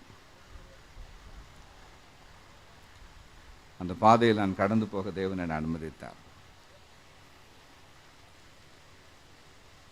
ஆச்சரியமான விதத்தில் என்னுடைய தேவைகளை தேவன் சந்தித்தார். சந்தித்த பிறகு ஒரு நாள் அப்படி சோஃபாவில் உட்காந்து யோசிச்சுட்டு இருக்கிறேன். அப்போதான் நினைச்சேன், ஓஹோ உண்மையிலே கர்த்தர் தான் தடை பண்ணியிருக்காரு. அல்லேலூயா சொல்லுங்க. இல்லாட்டி நான் சாகிற வரைக்கும் அவருக்கு நன்றி உடையவனா அவர் கூஜா தூக்கிட்டு அலையணும். அவர் ஃபோன் பண்ணும்போது நான் ஃபோன் எடுக்கணும். I will be obligated for him. God released me from that bondage. ஒரு ஊழியக்காரனை மனுஷன் கையில் ஆண்டவர் ஒப்பு கொடுக்க மாட்டாருங்க. 2 சாமுவேல் 24:14 சொல்லுகிறது, நான் மனுஷனுடைய கைகளில் அல்ல, தேவனுடைய கைகளில் நான் விழுகிறேன். மனுஷனுடைய கைகளில் நான் விழாதிருப்பேனாக, தேவனுடைய கரங்களில் விழுகிறேன். அந்த பாக்கியத்தை தேவன் எனக்கு கொடுத்தார், கிருபையினால் கொடுத்தார். இந்த கடனில் நான் கஷ்டப்படும் போது தென்னாப்பிரிக்கா நாட்டில் நான் இருந்தேன். எல்லாம் இந்தியா ஃபோனை ஆஃப் பண்ணி வச்சுட்டேன். ஏன்னா ஃபோனை ஆன் பண்ணால் பேங்க்லேருந்து மட்டும்தான் ஃபோன் வரும். எல்லா பேங்க்லேருந்து ஃபோன் வரும். 9 கிரெடிட் கார்டுனா விளையாட்டா. அப்போ நெல்சன் மண்டேலா ஒரு அறிவிப்பு கொடுத்தார். எங்கள் நாட்டுக்கு வந்தவர்களை நாங்கள் போன்னு விரட்ட மாட்டோம், இருக்குன்னா இருந்துக்கிடுங்க அப்படின்னு சொல்லிட்டு ஒரு பொதுவான சட்டம் போட்டார். அதுவும் ஞாயிற்றுக்கிழமை காலையில் நியூஸ் பேப்பரில் வந்துருச்சு. திங்கக்கிழமை ஃப்ளைட் வேறு, நான் திரும்பி வரணும். என் மனைவி கையை பிடிச்சிட்டு நான் சொன்னேன், அம்மா தயவு செஞ்சு நான் சொல்கிறது எல்லாத்துக்கும் ஆமாம் ஆமாம் ஆமான்னு சொல்லிடு, ஏன்னா நான் சொல்ல போகிறது உனக்கு கொஞ்சம் அதிர்ச்சியாக இருக்கும் அப்படின்னு. என்ன விஷயம்? காலைல நியூஸ் பேப்பர் படிக்கும்போதே எனக்கு ஒரு சந்தேகம் வந்துட்டு, உங்கள் கண்ணு உருட்டுலேயே நினச்சிக்கிட்டு இவர் போய்கிட மாட்டார் இந்தியாவுக்கு அப்படின்னு. ஆமாம், ஏன் போகணும்? இவ்வளோ பெரிய மூட்டையை தூக்கி நான் எங்கே போவேன்?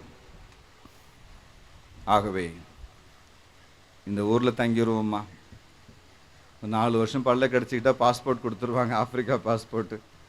அதை வச்சுக்கிட்டு நம்ம இங்கேயே இருப்போம். பெரியவங்களாம் இருக்காங்களேன்னு அதில் ஃபோனில் பேசிக்கிடலாம், வேறு என்ன செய்ய. இந்தியா வேண்டாம், இனி அங்கு போக வேண்டாம், அங்கே எனக்கு ஒரு ஆசீர்வாதம் இல்லை என்று என் உள்ளம் என்னை கடிந்து கொண்டது, கஷ்டப்படுத்தினது. அப்போ என் மனைவி சொன்னா, அடிக்கடி நான் மனைவி சொல்கிறது கேட்பேன், எல்லா நேரம் எல்லாம் அடிக்கடி. 21:12 ஆதியாகமத்தின் புஸ்தகம் சொல்லுகிறது, தீர்க்கதரிசி ஆகிய ஆபிரகாமிடத்தில், தேவனுடைய சிநேகிதனாகிய ஆபிரகாமிடத்தில் ஆண்டவர் சொன்னாராம், உன் மனைவி சொல்கிறபடி எல்லாம் செய். பிரதர் கைவல்யம், நீங்கள் அதை அப்படியே ஃபாலோ பண்ணுறீங்க. ஆபிரகாமின் அழைப்பு உங்களுக்கு இருக்கு. உன் மனைவி சொல்லுகிறபடி எல்லாம் செய். ஒரு அல்லையிலே சொல்லுங்க பிரதர்ஸ், நீங்கள் சொல்ல மாட்டீங்க, அம்மா நீங்களா சொல்லுங்க. ஆக உங்களுக்கு இப்போ யோவான் 3:16 விட ரொம்ப முக்கியமான வசனமா போச்சு. ஆதியாகமம் சொல்லுங்க 21:12. இனி நீங்க அந்த வசனத்துல உண்மையா இருக்கணும். ஒரு அல்லையிலே சொல்லுங்க பிரதர்ஸ். அல்லையிலே அவிஞ்சு போச்சு கொஞ்ச நேரம் உங்களுக்கு. நாங்களே ஒரு பிரச்சனையை தீர்ந்தா போதும், இந்த மீட்டிங்கை தான் மாட்டி விட்டுட்டீங்களேயா. ஸ்ரீலங்காவிலேருந்து ஒரு பாஸ்டர் வந்தார். பேசிக்கிட்டே இருக்கும்போது சொன்னேன், மனைவியை ரொம்ப நேசிப்பது போல் ட்ராமா பண்ணிட்டு இருந்தார். நான் சொன்னேன், பிரதர் உங்களுக்கு ஒரு விஷயம் தெரியுமான்னு. சொல்லுங்க என்னார். 1 பேதுரு 3:7 சொல்லுகிறது, பரலோகத்திலையும் பாஸ்டர்மா உங்க கூட தான் இருப்பாங்க அப்படின்னு. அட பாவி பையில, உனக்கு என்னடா நான் துரோகம் பண்ணேன், உண்டான கொஞ்ச நேரம் நிம்மதியும் கெடுத்துட்டியாடா நீ. அந்த ஒரு நம்பிக்கையில தான் என் வாழ்க்கையை ஓடிக்கிட்டு இருந்துச்சு அப்படின்னா.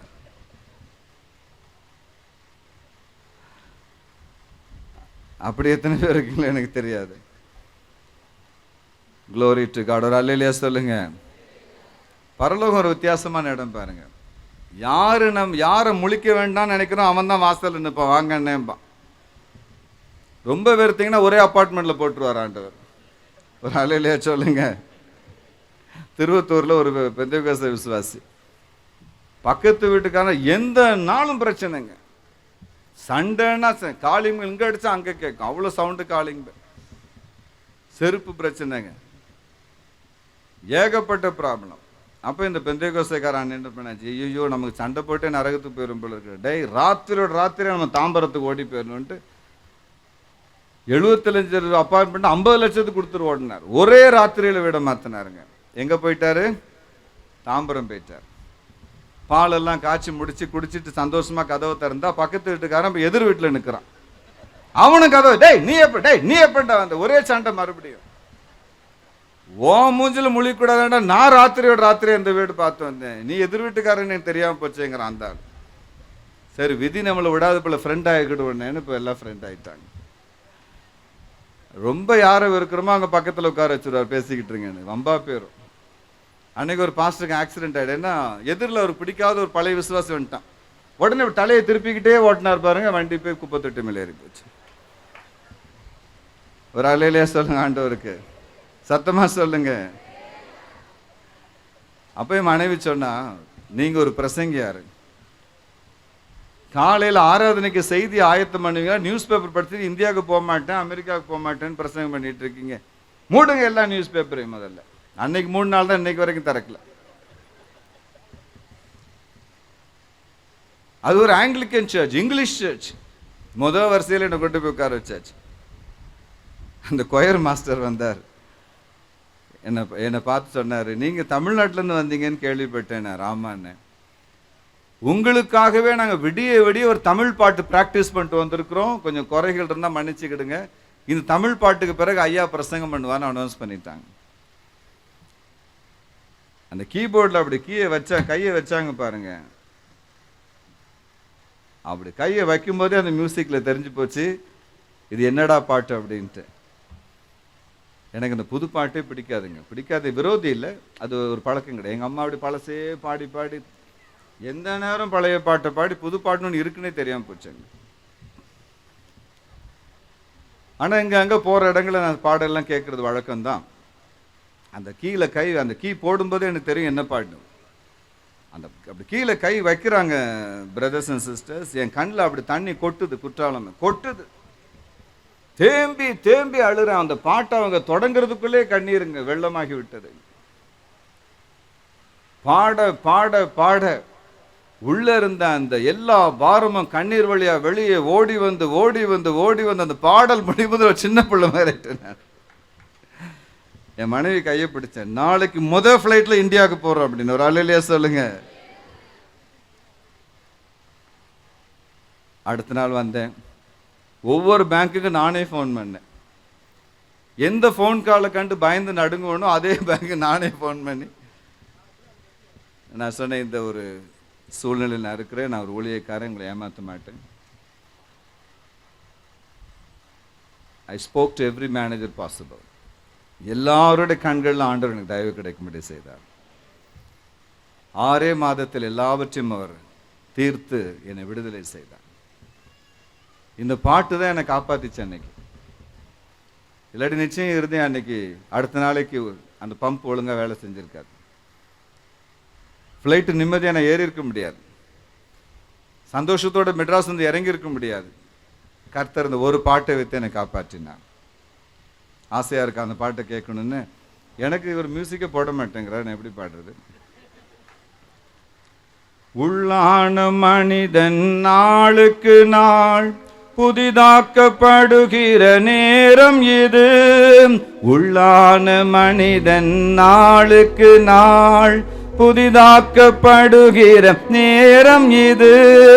சோர்ந்து போகாதே நீ, சோர்ந்து போகாதே, சோர்ந்து போகாதே நீ, சோர்ந்து போகாதே.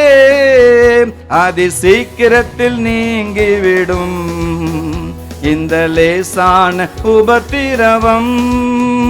அதி சீக்கிரத்தில் நீங்கிவிடும் இந்த லேசான உபத்திரவம். ஒரு அல்லேலூயா சொல்லுங்க. கல்யாணம் அநேக பேர் இந்த பாட்டு பாடுவீங்க எனக்கு தெரியும். ஆனால் ஒரு 60 வருஷம் கழிச்சு தான் தீரும் இது. மற்றதெல்லாம் சீக்கிரம் தீர்ந்துட்டு வரும். அல்லேலூயா சொல்லுங்க ஆண்டவருக்கு. உள்ளான மனிதன் நாளுக்கு நாள் புதிதாக்கப்படுகிற நேரம் இது. உள்ளான மனிதன் நாளுக்கு நாள் புதிதாக்கப்படுகிற நேரம் இது. சோர்ந்து போகாதே நீ, சோர்ந்து போகாதே, சோர்ந்து போகாதே நீ, சோர்ந்து போகாதே. அதி சீக்கிரத்தில் நீங்கிவிடும் இந்த லேசான உபத்திரவம்.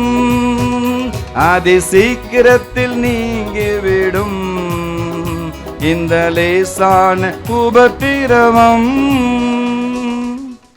பாடி முடிக்கும் போது போடுறீங்க நீங்க.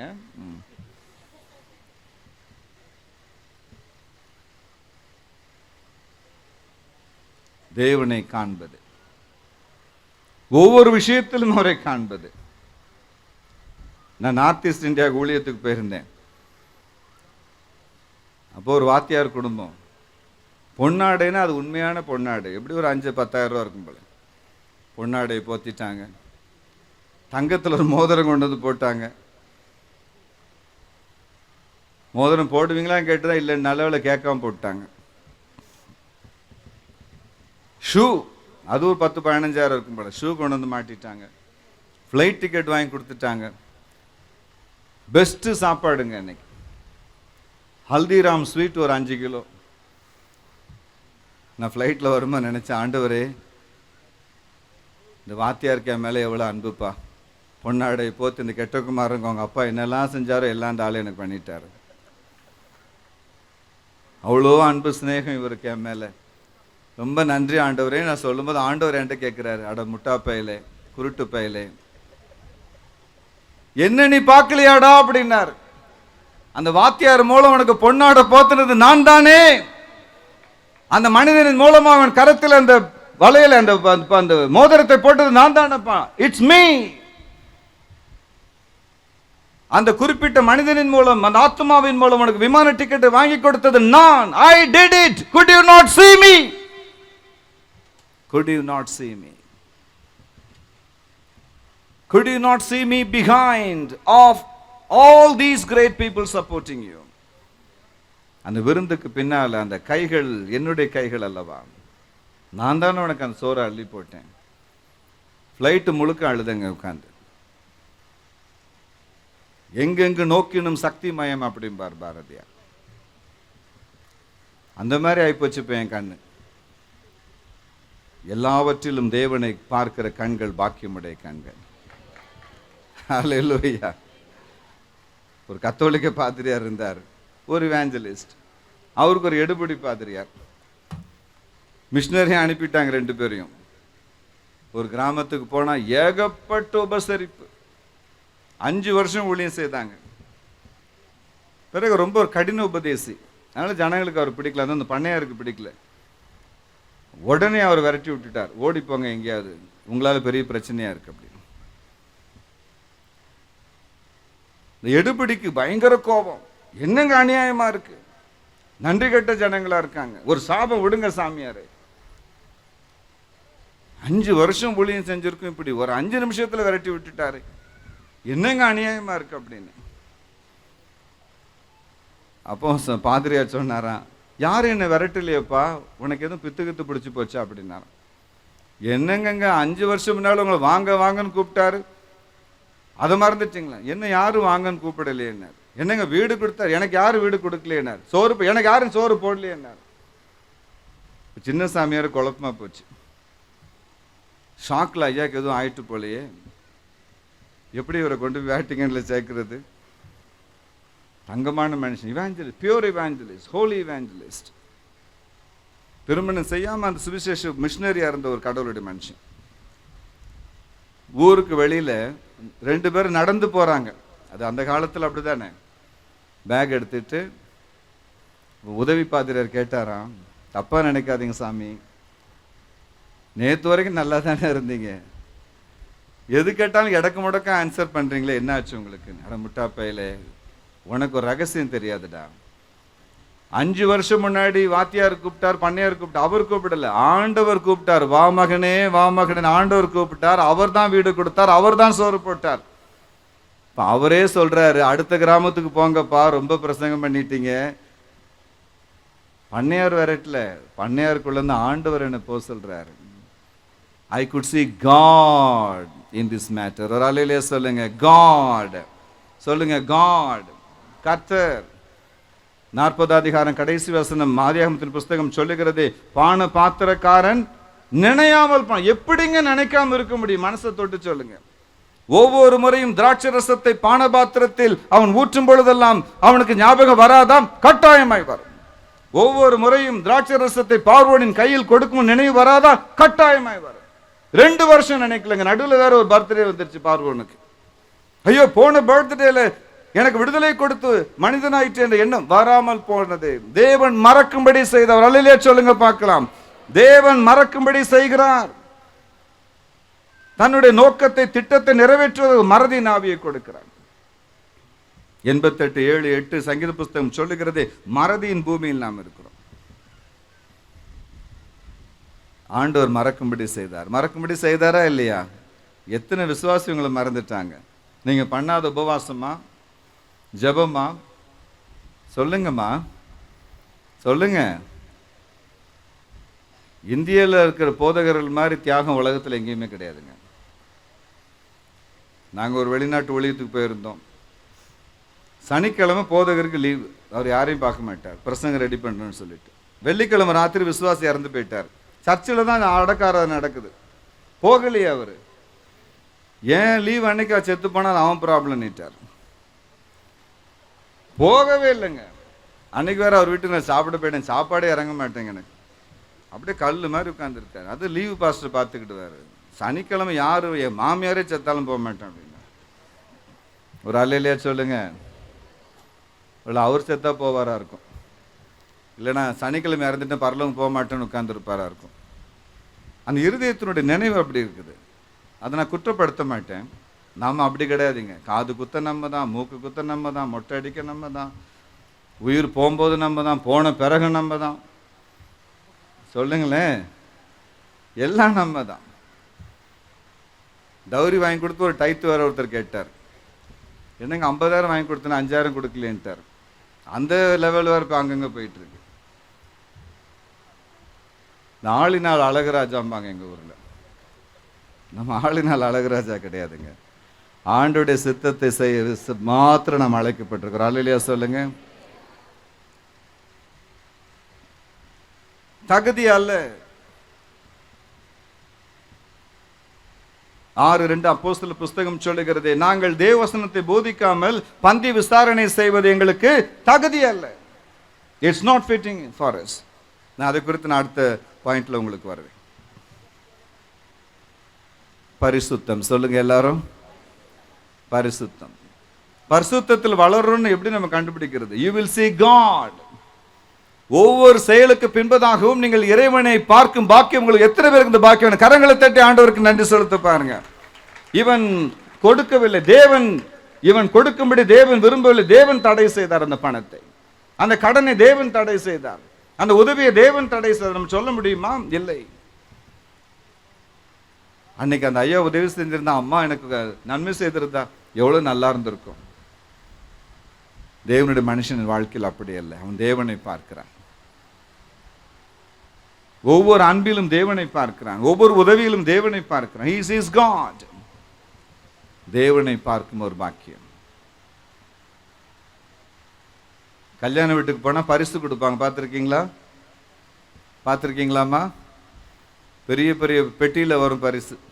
உள்ள சின்னதாக தான் இருக்கும் கிஃப்ட்டு, ஒரு டைம் பீஸ் தான் இருக்கும், ஆனால் அட்டை பெருசாக இருக்கும். என் கல்யாணத்துக்கு 150 டைம் பீஸ் வந்துச்சுங்க. கடிகாரம் இருக்கிறது ஒரு செவரு, ஆனால் 150க்கு எங்கே போகிறது? நான் 50 நைட் லேம்ப் வந்துச்சுங்க. இதெல்லாம் நாங்கள் யூஸ் பண்ணி முடிக்க 20 வருஷம் ஆகிப்போச்சு. ஆனால் அந்த பாக்ஸை பார்த்தீங்கன்னா ராத்திரியெல்லாம் விடிய 2 மணி வரைக்கும் இந்த பாக்ஸை பிரித்து எங்கள் நேரம்லாம் சரியாக போச்சு. ஏன்னா பெட்ரூமில் இடமே இல்லை, எல்லாம் அந்த பரிசை அள்ளி கொண்டு போயிட்டாங்க. ரேப்பர், ஒவ்வொரு பரிசு பொருளும் ரேப்பர் பண்ணப்படுகிறது. கிஃப்ட் ரேப் பண்ணுவோம் தெரியுமா? நல்லா கவனிங்க. எவ்வளவு விசேஷமான பொருள் அந்த ரேப்பருக்குள் இருந்தாலும் அடுத்த நாள் அந்த ரேப்பர் எங்க போகுதுங்க? சத்தமா சொல்லுங்க. குப்பைக்கு. பரிசு எங்க போகுது? அலமாரிக்கு போகுது. பரிசு அலமாரிக்கு போகிறது. அந்த பரிசை பொதிந்து வந்த அந்த வெளியே இருக்கிற அந்த அழகான அந்த கலர் பேப்பர் குப்பைக்கு போகிறது. நல்லா ஞாபகம் வச்சுக்கோங்க. உங்களுக்கு கொடுக்கப்படுகிற ஒவ்வொரு பரிசுமே ஒரு ரேப்பரில் பொதிந்து தேவனால் கொடுக்கப்படுகிறது. உங்க மனைவியை எடுத்துக்கோங்களேன். அந்த மனைவியினுடைய தோற்றம் அந்த கலர் பேப்பரை போன்றது. பரிசை தேவன் கொடுக்கும்போது ஒரு கலர் பேப்பரில் பொதிந்து கொடுக்கிறார். இந்த உலகம் அந்த கலர் பேப்பர் பின்னால் அலைந்து கொண்டிருக்கிறது. உள்ளே இருக்கிற பரிசை பார்க்க அதற்கு நேரம் இல்லை, மனம் இல்லை. நல்லா கவனிச்சுக்கோங்க.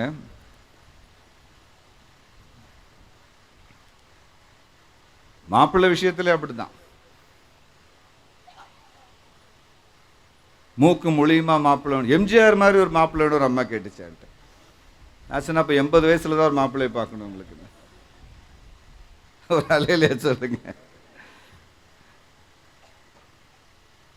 அந்த மாப்பிள்ளை என்கிற அந்த பொதிந்த கலர் பேப்பருக்குள் அந்த ஆத்துமாவை தேவன் வைத்து அனுப்புகிறார். இன்று உலகம் முழுவதும் இந்த கலர் பேப்பரை தான் பார்க்குது. உயரமா இருக்காரா, கருப்பா இருக்காரா, அழகா இருக்காரா, சிகப்பா இருக்காரா, மூக்கு இருக்கா, கண்ணு இருக்கா, நாக்கு இருக்கா. உலகத்தினுடைய மதிப்பு, the valuation is so different. They look at the wrapper all the time. Search building அப்படிதான். wrapper, பெயிண்ட் அடிச்சிருக்கா, ஏசி இருக்குதா, wrapper, கார் பார்க் இருக்குதா. நாங்க ஆரம்பத்தில் இந்த சபையில ஒருத்தர் நடந்து வருவார். போதகர் ஜோமனு ஒரு சைக்கிள் கிடைச்சது. பிறகு ஜோமனு ஒரு பைக்கு கிடைச்சது. எங்க பாஸ்டர் ரொம்ப ஜோம் பண்ணுவாங்க. ஆண்டவரே, நடக்கிற எல்லாருக்கும் சைக்கிளை தாரும், சைக்கிள் வர எல்லாருக்கும் பைக்கை தாரும். சனிக்கிழமை காலையில் இதான் ஒப்பாரி அவருக்கு. பைக்கில் எல்லாருக்கும் காரை தாரும் ஜோம் பண்ணிட்டார். அதுல ஒரு பிரதருக்கு மட்டும் கார் கிடைச்சது. மனோகரன் பேர் அவருக்கு. ஏதோ ஒரு கம்பெனி அவருக்கு எலிஜிபிலிட்டி வந்து ஒரு கார். எங்க சர்ச்சில் வந்த கார் அதாங்க. ஞாயிற்றுக்கிழமை வந்து நின்றுட்டாரு பாருங்க. சர்ச்சு முடிச்சு எல்லாரும் ரவுண்ட் அடிச்சோம் அந்த கார்ல. பாஸ்டருக்கு ஒரே கொண்டாட, ஆண்டவா என் பிள்ளைய நீ ஆசீர்வதிச்சதே, நன்றியப்பா நன்றியப்பான். அடுத்த வாரம் அந்த பையன் சர்ச்சுக்கு வரலங்க. என்னடா நடந்து வந்த பையன், சைக்கிளில் வந்த பையன் ஒரு பிரேக்கும் எடுக்க மாட்டானே. சைக்கிள் அங்கே வரும்போது இங்கே சத்தம் கேட்கும். யானை வரும் பின்னையுமா நீ ஓசை வரும் முன்னேங்கிற மாதிரி. பைக் அதோட பரிதாபம். அவன் அங்கே ஸ்டார்ட் பண்ணும்போது எங்கள் வீட்டில் சர்ச்சில் கேட்கும். மனோகரன் கிளம்பிட்டாரும்ப ஒரு வாத்தியார். இப்போ காரில் வந்த பையன் சத்தத்தை காணுமிடான்னு ரொம்ப ஐயாவுக்கு துக்கம். மனசு கேட்கல. பெத்த மனம் பித்து, பிள்ளை மனம் கல்லும்பாங்க எங்கள் ஊரில். ஒரு பழைய ஸ்கூட்டர் வச்சிருந்தார் ஐயா. என்னைக்காவது பிரேக் பிடிக்கும். அதை வச்சு ஒரே ஓட்டமா அவன் வீட்டுக்கு போயிட்டார். மனோகரா என்னடா காணும்னு. ஐயா, காலைல சர்ச்சுக்கு போயிட்டு இப்போ தான் வந்தேன். சர்ச்சுக்கா? கூரை மேலேடா உட்காந்துருந்தேன், உன்னை நான் பார்க்கலையேடா அப்படின்னாரு. இல்லைங்க, நான் சின்னமலை சர்ச்சுக்கு போயிட்டேன். ஏண்டா? நம்ம சர்ச்சில் காரோட இடம் இல்லையா, பசங்க கோடு போட்டுறாங்கன்னு. அது 2 கண்ணு ஐயாவுக்கு வெளியே வந்துருச்சு. அப்படியே பார்த்தார். ஸ்தோத்திரம் ஸ்தோத்திரம், அமைதி அமைதி அமைதி.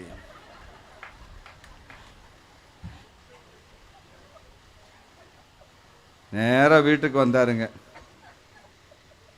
ஒரு குளியல் போட்டார். பாஸ்டர்மா சொன்னாங்க 1/2 மணி நேரம் ஐயா குளிச்சார். அவ்வளோ அக்கினி உள்ளே எரிஞ்சிருக்கு. சாயங்கால ஆராதனைக்கு வந்தார். 6:30 to 6:35 என் ஸ்தோத்திர நேரம். நான் போய் நின்று தள்ளு பிள்ளை அப்படின்னாரு. 6:30 மயக்க பிடிச்சிட்டார். இனி ஒரு பயலுக்கு நான் காருக்கு ஜோம் பண்ண மாட்டேன். நீ காரோட நரகத்துக்கு போறதோட பைக்கோட மோட்சம் போனா போதும் எனக்கு அப்படின்ட்டார். ஒரு அலையில சொல்லுங்க. இதெல்லாம் நம்ம பிராக்டிக்கலா பாக்குறது தானே, உண்மைதானே? ராப்பர் உள்ளே இருக்கிற பரிசு தானே ஐயா உனக்கு முக்கியம், வெளியே இருக்கிற ரேப்பர் முக்கியமான ஆண்டவர் கேட்கிறார். பில்டிங் ஒரு ரேப்பர், வீடு கட்டடம் ஒரு ரேப்பர், அந்த ஏர் கண்டிஷன் ஒரு ரேப்பர். உள்ளே இருக்கிற பரிசினை தொலைத்து விடுகிறாய், வெளியே இருக்கிற ரேப்பரை இவன் கண்கள் பார்த்து பிசாசு ஏமாற்றிக் கொண்டிருக்கிறது. We are cheated by Satan very deliberately, my friends. Shirt or rapper, mobile phone or rapper, நாக்கு நொடியில் ஒரு இங்கிலீஷ் பேசுறமே அதெல்லாம் ஒரு wrapper. It's not of any use my dear friends. குழந்தையை பார்த்தா ஒரு பாசம் வரணும். நாயே பேயே குரங்கேன்னு சொன்னா என்னங்க அர்த்தம்? கழுத பயலேன்னாரு. பையன் சொன்னா உங்க பேரை ஏன்ப்பா அடிக்கடி சொல்றீங்க அப்படின்னா. வண்டலூர் சூழலுக்கு எல்லா பேரையும் சொல்லிடுவோம் நம்ம. உள்ள இருக்கிற அந்த பரிசை பார்க்கிற கண்கள் நமக்கு வேணும். அல்லேலூயா சொல்லுங்க. அந்த குழந்தை ஏதோ ஒரு ரூபத்தில் ஒரு ரேப்பரில் பொதிந்து தேவனால் கொடுக்கப்பட்டிருக்கு. ரேப்பர், நல்லா பார்த்துங்க, ரேப்பர். உங்கள் மனைவி ஒரு ரேப்பர் தான்.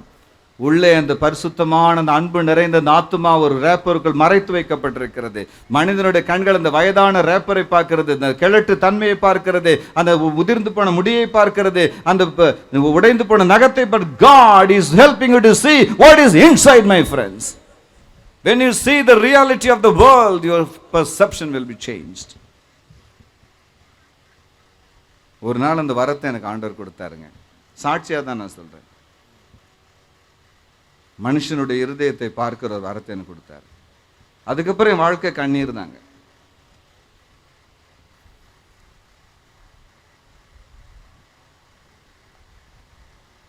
நீங்க நினைக்கிற மாதிரி என்னால் எதையும் என்ஜாய் பண்ண முடியாது உலகத்தில்.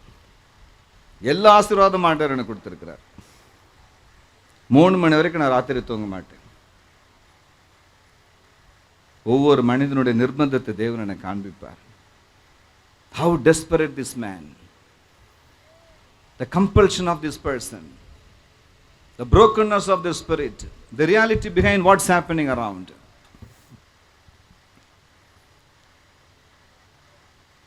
ரேப்பரை பார்த்து ஏமாந்து போயிடக்கூடாது. ஒரு அலையிலேயே சொல்லுங்க. ஆமாம், எல்லாமே வெளியில் அலங்காரம் தாங்க. அது காராக இருக்கலாம், வீடாக இருக்கலாம், வெளி தோற்றமாக இருக்கலாம். அந்த ரேப்பருக்குள் ஒரு பரிசு உங்களுக்கு தேவனால் வைக்கப்பட்டிருக்கிறது. அந்த பரிசை பார்க்கிற கண்கள் பாக்கியமான கண்கள். ஒரு அல்லையிலே சொல்லுங்க.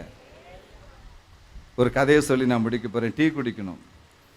காஃபினா கூட நான் வேண்டாம். காஃபி நான் காலையில் குடிப்பேன், ஒரு 5-6 கப்பு குடிப்பேன். டீ ஒரு 7-8 கப்பு தான் குடிப்பேன். என் மனைவி இருந்தால் தொலைச்சே கட்டிடுவாங்க. கல்யாணம் அடுத்த நாள் என் மனைவி கேட்டாங்க, எத்தனை கப்பு காப்பி குடிப்பேன்னாங்க. ஒரு 5-6 கப்பு குடிப்பேன். கப்பு சைஸை எங்கள் அம்மா மாற்றிட்டாங்க. என் மனைவி சின்ன கப்பு, சொப்பும் எங்கள் ஊரில் 5 கப்பு தானே கணக்கு உங்களுக்கு. முந்தி இவ்வளோ பெரிய உலக்கு சைஸில் இருக்கும் கப்பு. 500 ml இருக்கும் அந்த கப்பு. என் மனைவி 50 ml ஆக்கிட்டாங்க. பெரிய பாடுங்க. இப்படி ஊற்றுறதுக்குள்ளே முடிஞ்சு போயிடும். கப்பு கணக்கு தாங்க, இனிமேல் அளவு கணக்கு இல்லைன்னு சொல்லிட்டாங்க. இப்போ நானும் இப்போ டீ குடிக்க போனோம். நீங்களும் டயர்டாக இருப்பீங்க. ஒரு சின்ன கதையை சொல்லி முடிக்கிறேன். எங்கள் மெட்ராஸில் ஒரு போதகர் இருந்தார், நாகர்கோயில்கார். வைராக்கியமாக பேசுவார். தெரியாதுன்ற வார்த்தையே அவர் வாயில வராது. எல்லாம் எனக்கு தெரியும்ல அப்படி இருந்தார். பக்திமான், பரிசுத்தவான். ஆனால் அவர் உள்ளத்தில் எப்போவுமே ஒரு கவலை இருக்கும். ஏன்னா ஒரு 10ஆம் கிளாஸ் ஃபெயில். அந்த குறுகுறுப்பு ஒரு உள்ளத்தில் உண்டு. ஆண்டவா, இந்த தோத்து போன பையலை எதுக்கியா கூப்பிட்டு ஊழியத்துக்கு வச்சிருக்கீங்க? படிப்பில்லாத பயலா இருக்கனே அப்படின்னு சொல்லுவார். ஆனால் பைபிளில் தெரியாத வசனம் கிடையாது. பிசாஸ் இப்படின்னா ஓடும். அவர் உள்ளத்தில் ஒரு வேதனை, இப்படி நம்ம ஒரு குறைவாயிட்டோமே அப்படி. வெந்த புண்ணில் வேல் பாய்க்கிற மாதிரி அந்த சபையில் ஒரு சம்பவம் நடந்துச்சுங்க. நல்ல ஒரு தங்கமான பையன். அவன் ஒரு BA BCom ஒரு படிப்பு தான். அவனுடைய சொந்த ஊரிலிருந்து டபுள் MA படித்த ஒரு பொண்ணு வந்துருச்சு. டபுள் MA, அப்புறம் MAd வேற. அழகு ஒரு பக்கம், அப்படி ஒரு 50-100 பவுன். அவங்க நடந்து வந்தாலே அந்த இடம் அப்படி அசையும். அந்த மாதிரி ஒரு பர்சனாலிட்டி. ஒரு வாரம் போட்டுட்டு அந்த புடவை அடுத்த வாரம் கட்ட மாட்டாங்க. அதுவும் பிரிஸ்டேஜ். ஒவ்வொரு சண்டைக்கும் புது சாரி. 6 மாதம் கழிச்சு தான் அடுத்த சாரி வரும். தப்பு கிடையாது, எல்லாமே சந்தோஷமான விஷயம். we thank God for that. திடீர்னு ஒரு நாள் கணவனை கூப்பிட்டு சொன்னாங்க, இங்கே பாருங்க கணவனாரே, 2 MA MAd படித்த எனக்கு 10ஆம் கிளாஸ் படித்த உங்க பாஸ்டரால் எப்படி வழிநடத்த முடியும்? கொஞ்சம் திங்க் பண்ணி பாருங்கன்ட்டாங்க. மாப்பிள்ளை பாவம், கை நீட்டு காசு வாங்கிட்டார், பேச முடியல. Sale deed is done. What a sold man can do in this world. நீ சொல்ற கொஞ்சம் நியாயம் தாம்மா. ஈவினிங் சர்வீஸ்க்கு வேணா மோகனையா சபைக்கு போகலாம். 2 ஈவினிங் ஆளை காணும். பிறகு ஒரு நாள் காலையிலையும் ஆளை காணும். ஞாயிற்றுக்கிழமை ஆராதனையில் இப்போ இந்த கல்யாணமான பொண்ணு மாப்பிள்ளை காணும். போதகருக்கு ஒரு வருத்தம் தான். பிறகு மெல்ல வீட்டுக்கு ஃபோன் பண்ணார். அப்போ அந்த லேண்ட்லைன் ஃபோன் உண்டு. பிள்ளை வரலையேப்பான்னு. ஐயா, பிறகு தனியாக பேசுகிறேன். என்னடா தனியாக பேசுகிறேன்? இல்லையா அது அப்புறம் பேசுகிறேன். அங்கேயே சொல்லியிருந்தாலும் பிரச்சனை இல்லை. அவர் இன்னும் பாஸ்டர் துக்கமாக போய் தனியாக பேசுகிறவளுக்கு என்ன பிரச்சனை, அடிக்கடி வாங்கிட்டானே தெரியலையே. சரி வாடா, என்கிட்ட ஒரு ஃபஸ்ட் எய்டு ஒன்று இருக்குது, நான் வாங்குகிற காலத்தில் வாங்கின மருந்து ஒன்று இருக்குது. 5 மணிக்கு அப்படியே முகத்தை தொங்க போட்டு வந்தான் மாப்பிள்ளை. என்னடா பிரச்சனைன்னு. ஐயா அப்படி ஒரு சின்ன பிரச்சனை, என் மனைவி கொஞ்சம் அதிகமாக ஃபீல் பண்ணுறாங்க. என்னது? 2 எம்ஏடு படித்த எனக்கு ஒரு 10வது கிளாஸ் படித்த போதகர் எப்படி தகப்பனாக இருக்க முடியும், மேய்ப்பனாக இருக்க முடியும், வழிகாட்டியாக இருக்க முடியும்னு கேட்குறா. ஐயா ஏதோ அவள்லையும் ஒரு நியாயம் இல்லாமல் இல்லை, ஆனாலும் ஐயா அவள் கேட்ட தப்பு தான் ஐயா, ஆனால் அவன் வளர்றான் கடந்து. அது வேறு விதமான அந்நிய பாஷை. ஆமாங்கிறது, இல்லைங்கிறது, எஸ்ங்கிறது, நோங்கிறது, வளர்றது. அது கர்த்தர் கொடுக்குற பாஷை கிடையாது, நம்மளா வளர்றது. ஆமாங்கய்யா இல்லைங்கய்யா, ஆமாங்க இல்லைங்கய்யான்னு போட்டு அவன் கிளப்பிட்டான். 5:30 மணி ஆச்சுங்க. ஐயா இப்போ ஆராதனை கிளம்பணும். இந்த பையன் போயிட்டான். அவர் அழமாட்டார், ரொம்ப வைராக்கியம், பணங்காட்டு நரி, சலசலப்புக்கு அஞ்சாது, இப்படிலாம் டயலாக் பேசுகிற மனுஷன். 5:30 மணிக்கு முழங்கால் போட்டு ஐயோ இந்த பயலை எதுக்கியா அந்த ஊழியத்தை முட்டா பயலை ஏயா கூப்பிட்டீங்க, எதுக்காக அந்த படிக்காத பையிட்ட பைபிளை கொடுத்து பிரசங்கம் பண்ண வைக்கிறீங்க, இந்த அவமானம் போதாதா, இன்னொரு அவமானம் வேணும், என்னை உயிரை எடுத்துக்கிடுங்கன்னு அவர் அடுத்த லெவலுக்கு போயிட்டு எலியா ஸ்டாண்டர்டுக்கு போயிட்டார். ஆண்டவர் பாருங்க ரொம்ப சீரியஸா எடுத்துட்டார் இந்த விஷயத்தை. திங்கட்கிழமை காலையில இந்த எம்ஏடு படிச்ச அம்மா பாத்ரூம்ல குளிக்கும் போது வலிக்கு விழுந்து இடுப்பு உடைஞ்சு போச்சு. குறுக்கு உடைஞ்சிட்டுமோ எங்க ஊர்ல. அப்ப அங்க ஒரு அரகுறை டாக்டர் இருந்தார்.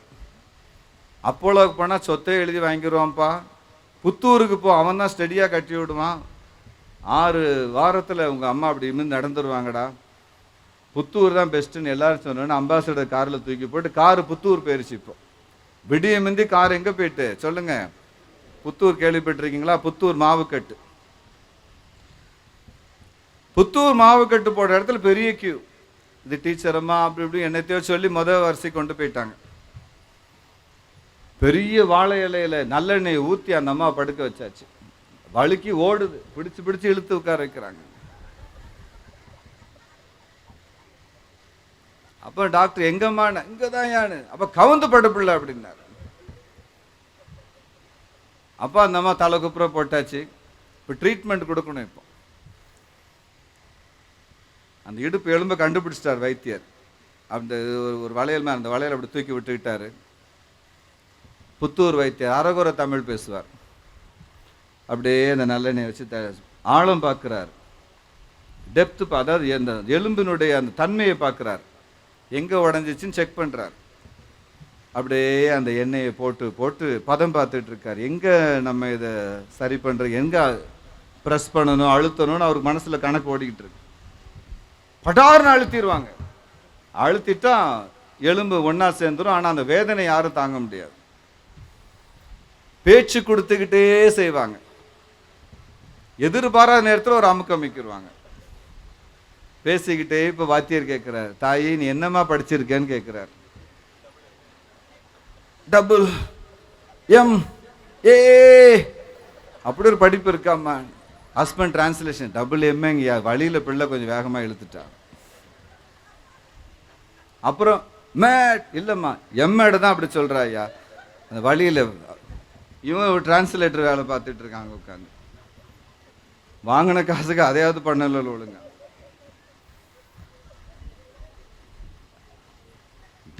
MA அடாடாடாடாடா பெரிய படிப்பு, டாக்டர் மாதிரி படிச்சு. ஆமா ஐயா.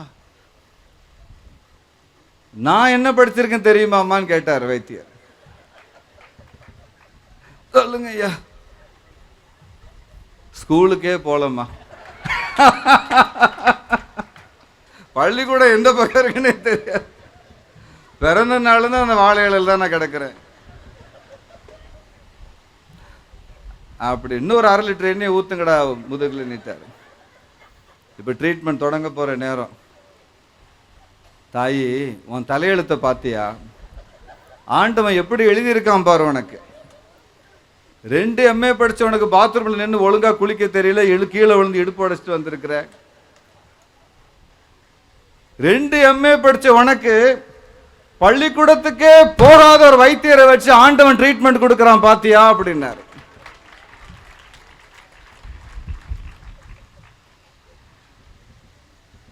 உன் தலையெழுத்த பாருமா, பள்ளிக்கூடம் போகாத அந்த பட்டிக்காடை வச்சு 2 MA படிச்சு உனக்கு வைத்தியம் செஞ்சு ஆண்டவன் எழுதியிருக்கான் பாத்தியா, அதாம்மா திருவிளையாடலுங்கிறது. வாழைகளை படுத்துக்கிட்டே கூப்பிட்டா புருஷன் எங்க வாங்கண்ண, என்னன்னா பாஸ்டருக்கு ஃபோன் பண்ணி ஜோம் பண்ண சொல்லுங்க அப்படின்னா. நம்ம ஆண்டவர் இருக்காருங்க, அவரை போல ஒரு திருவிளையாடல் பண்ண உலகத்தில் யாரும் கிடையாது. அரசன் அன்று கொள்ளுவான், தெய்வம் நின்று கொள்ளும்.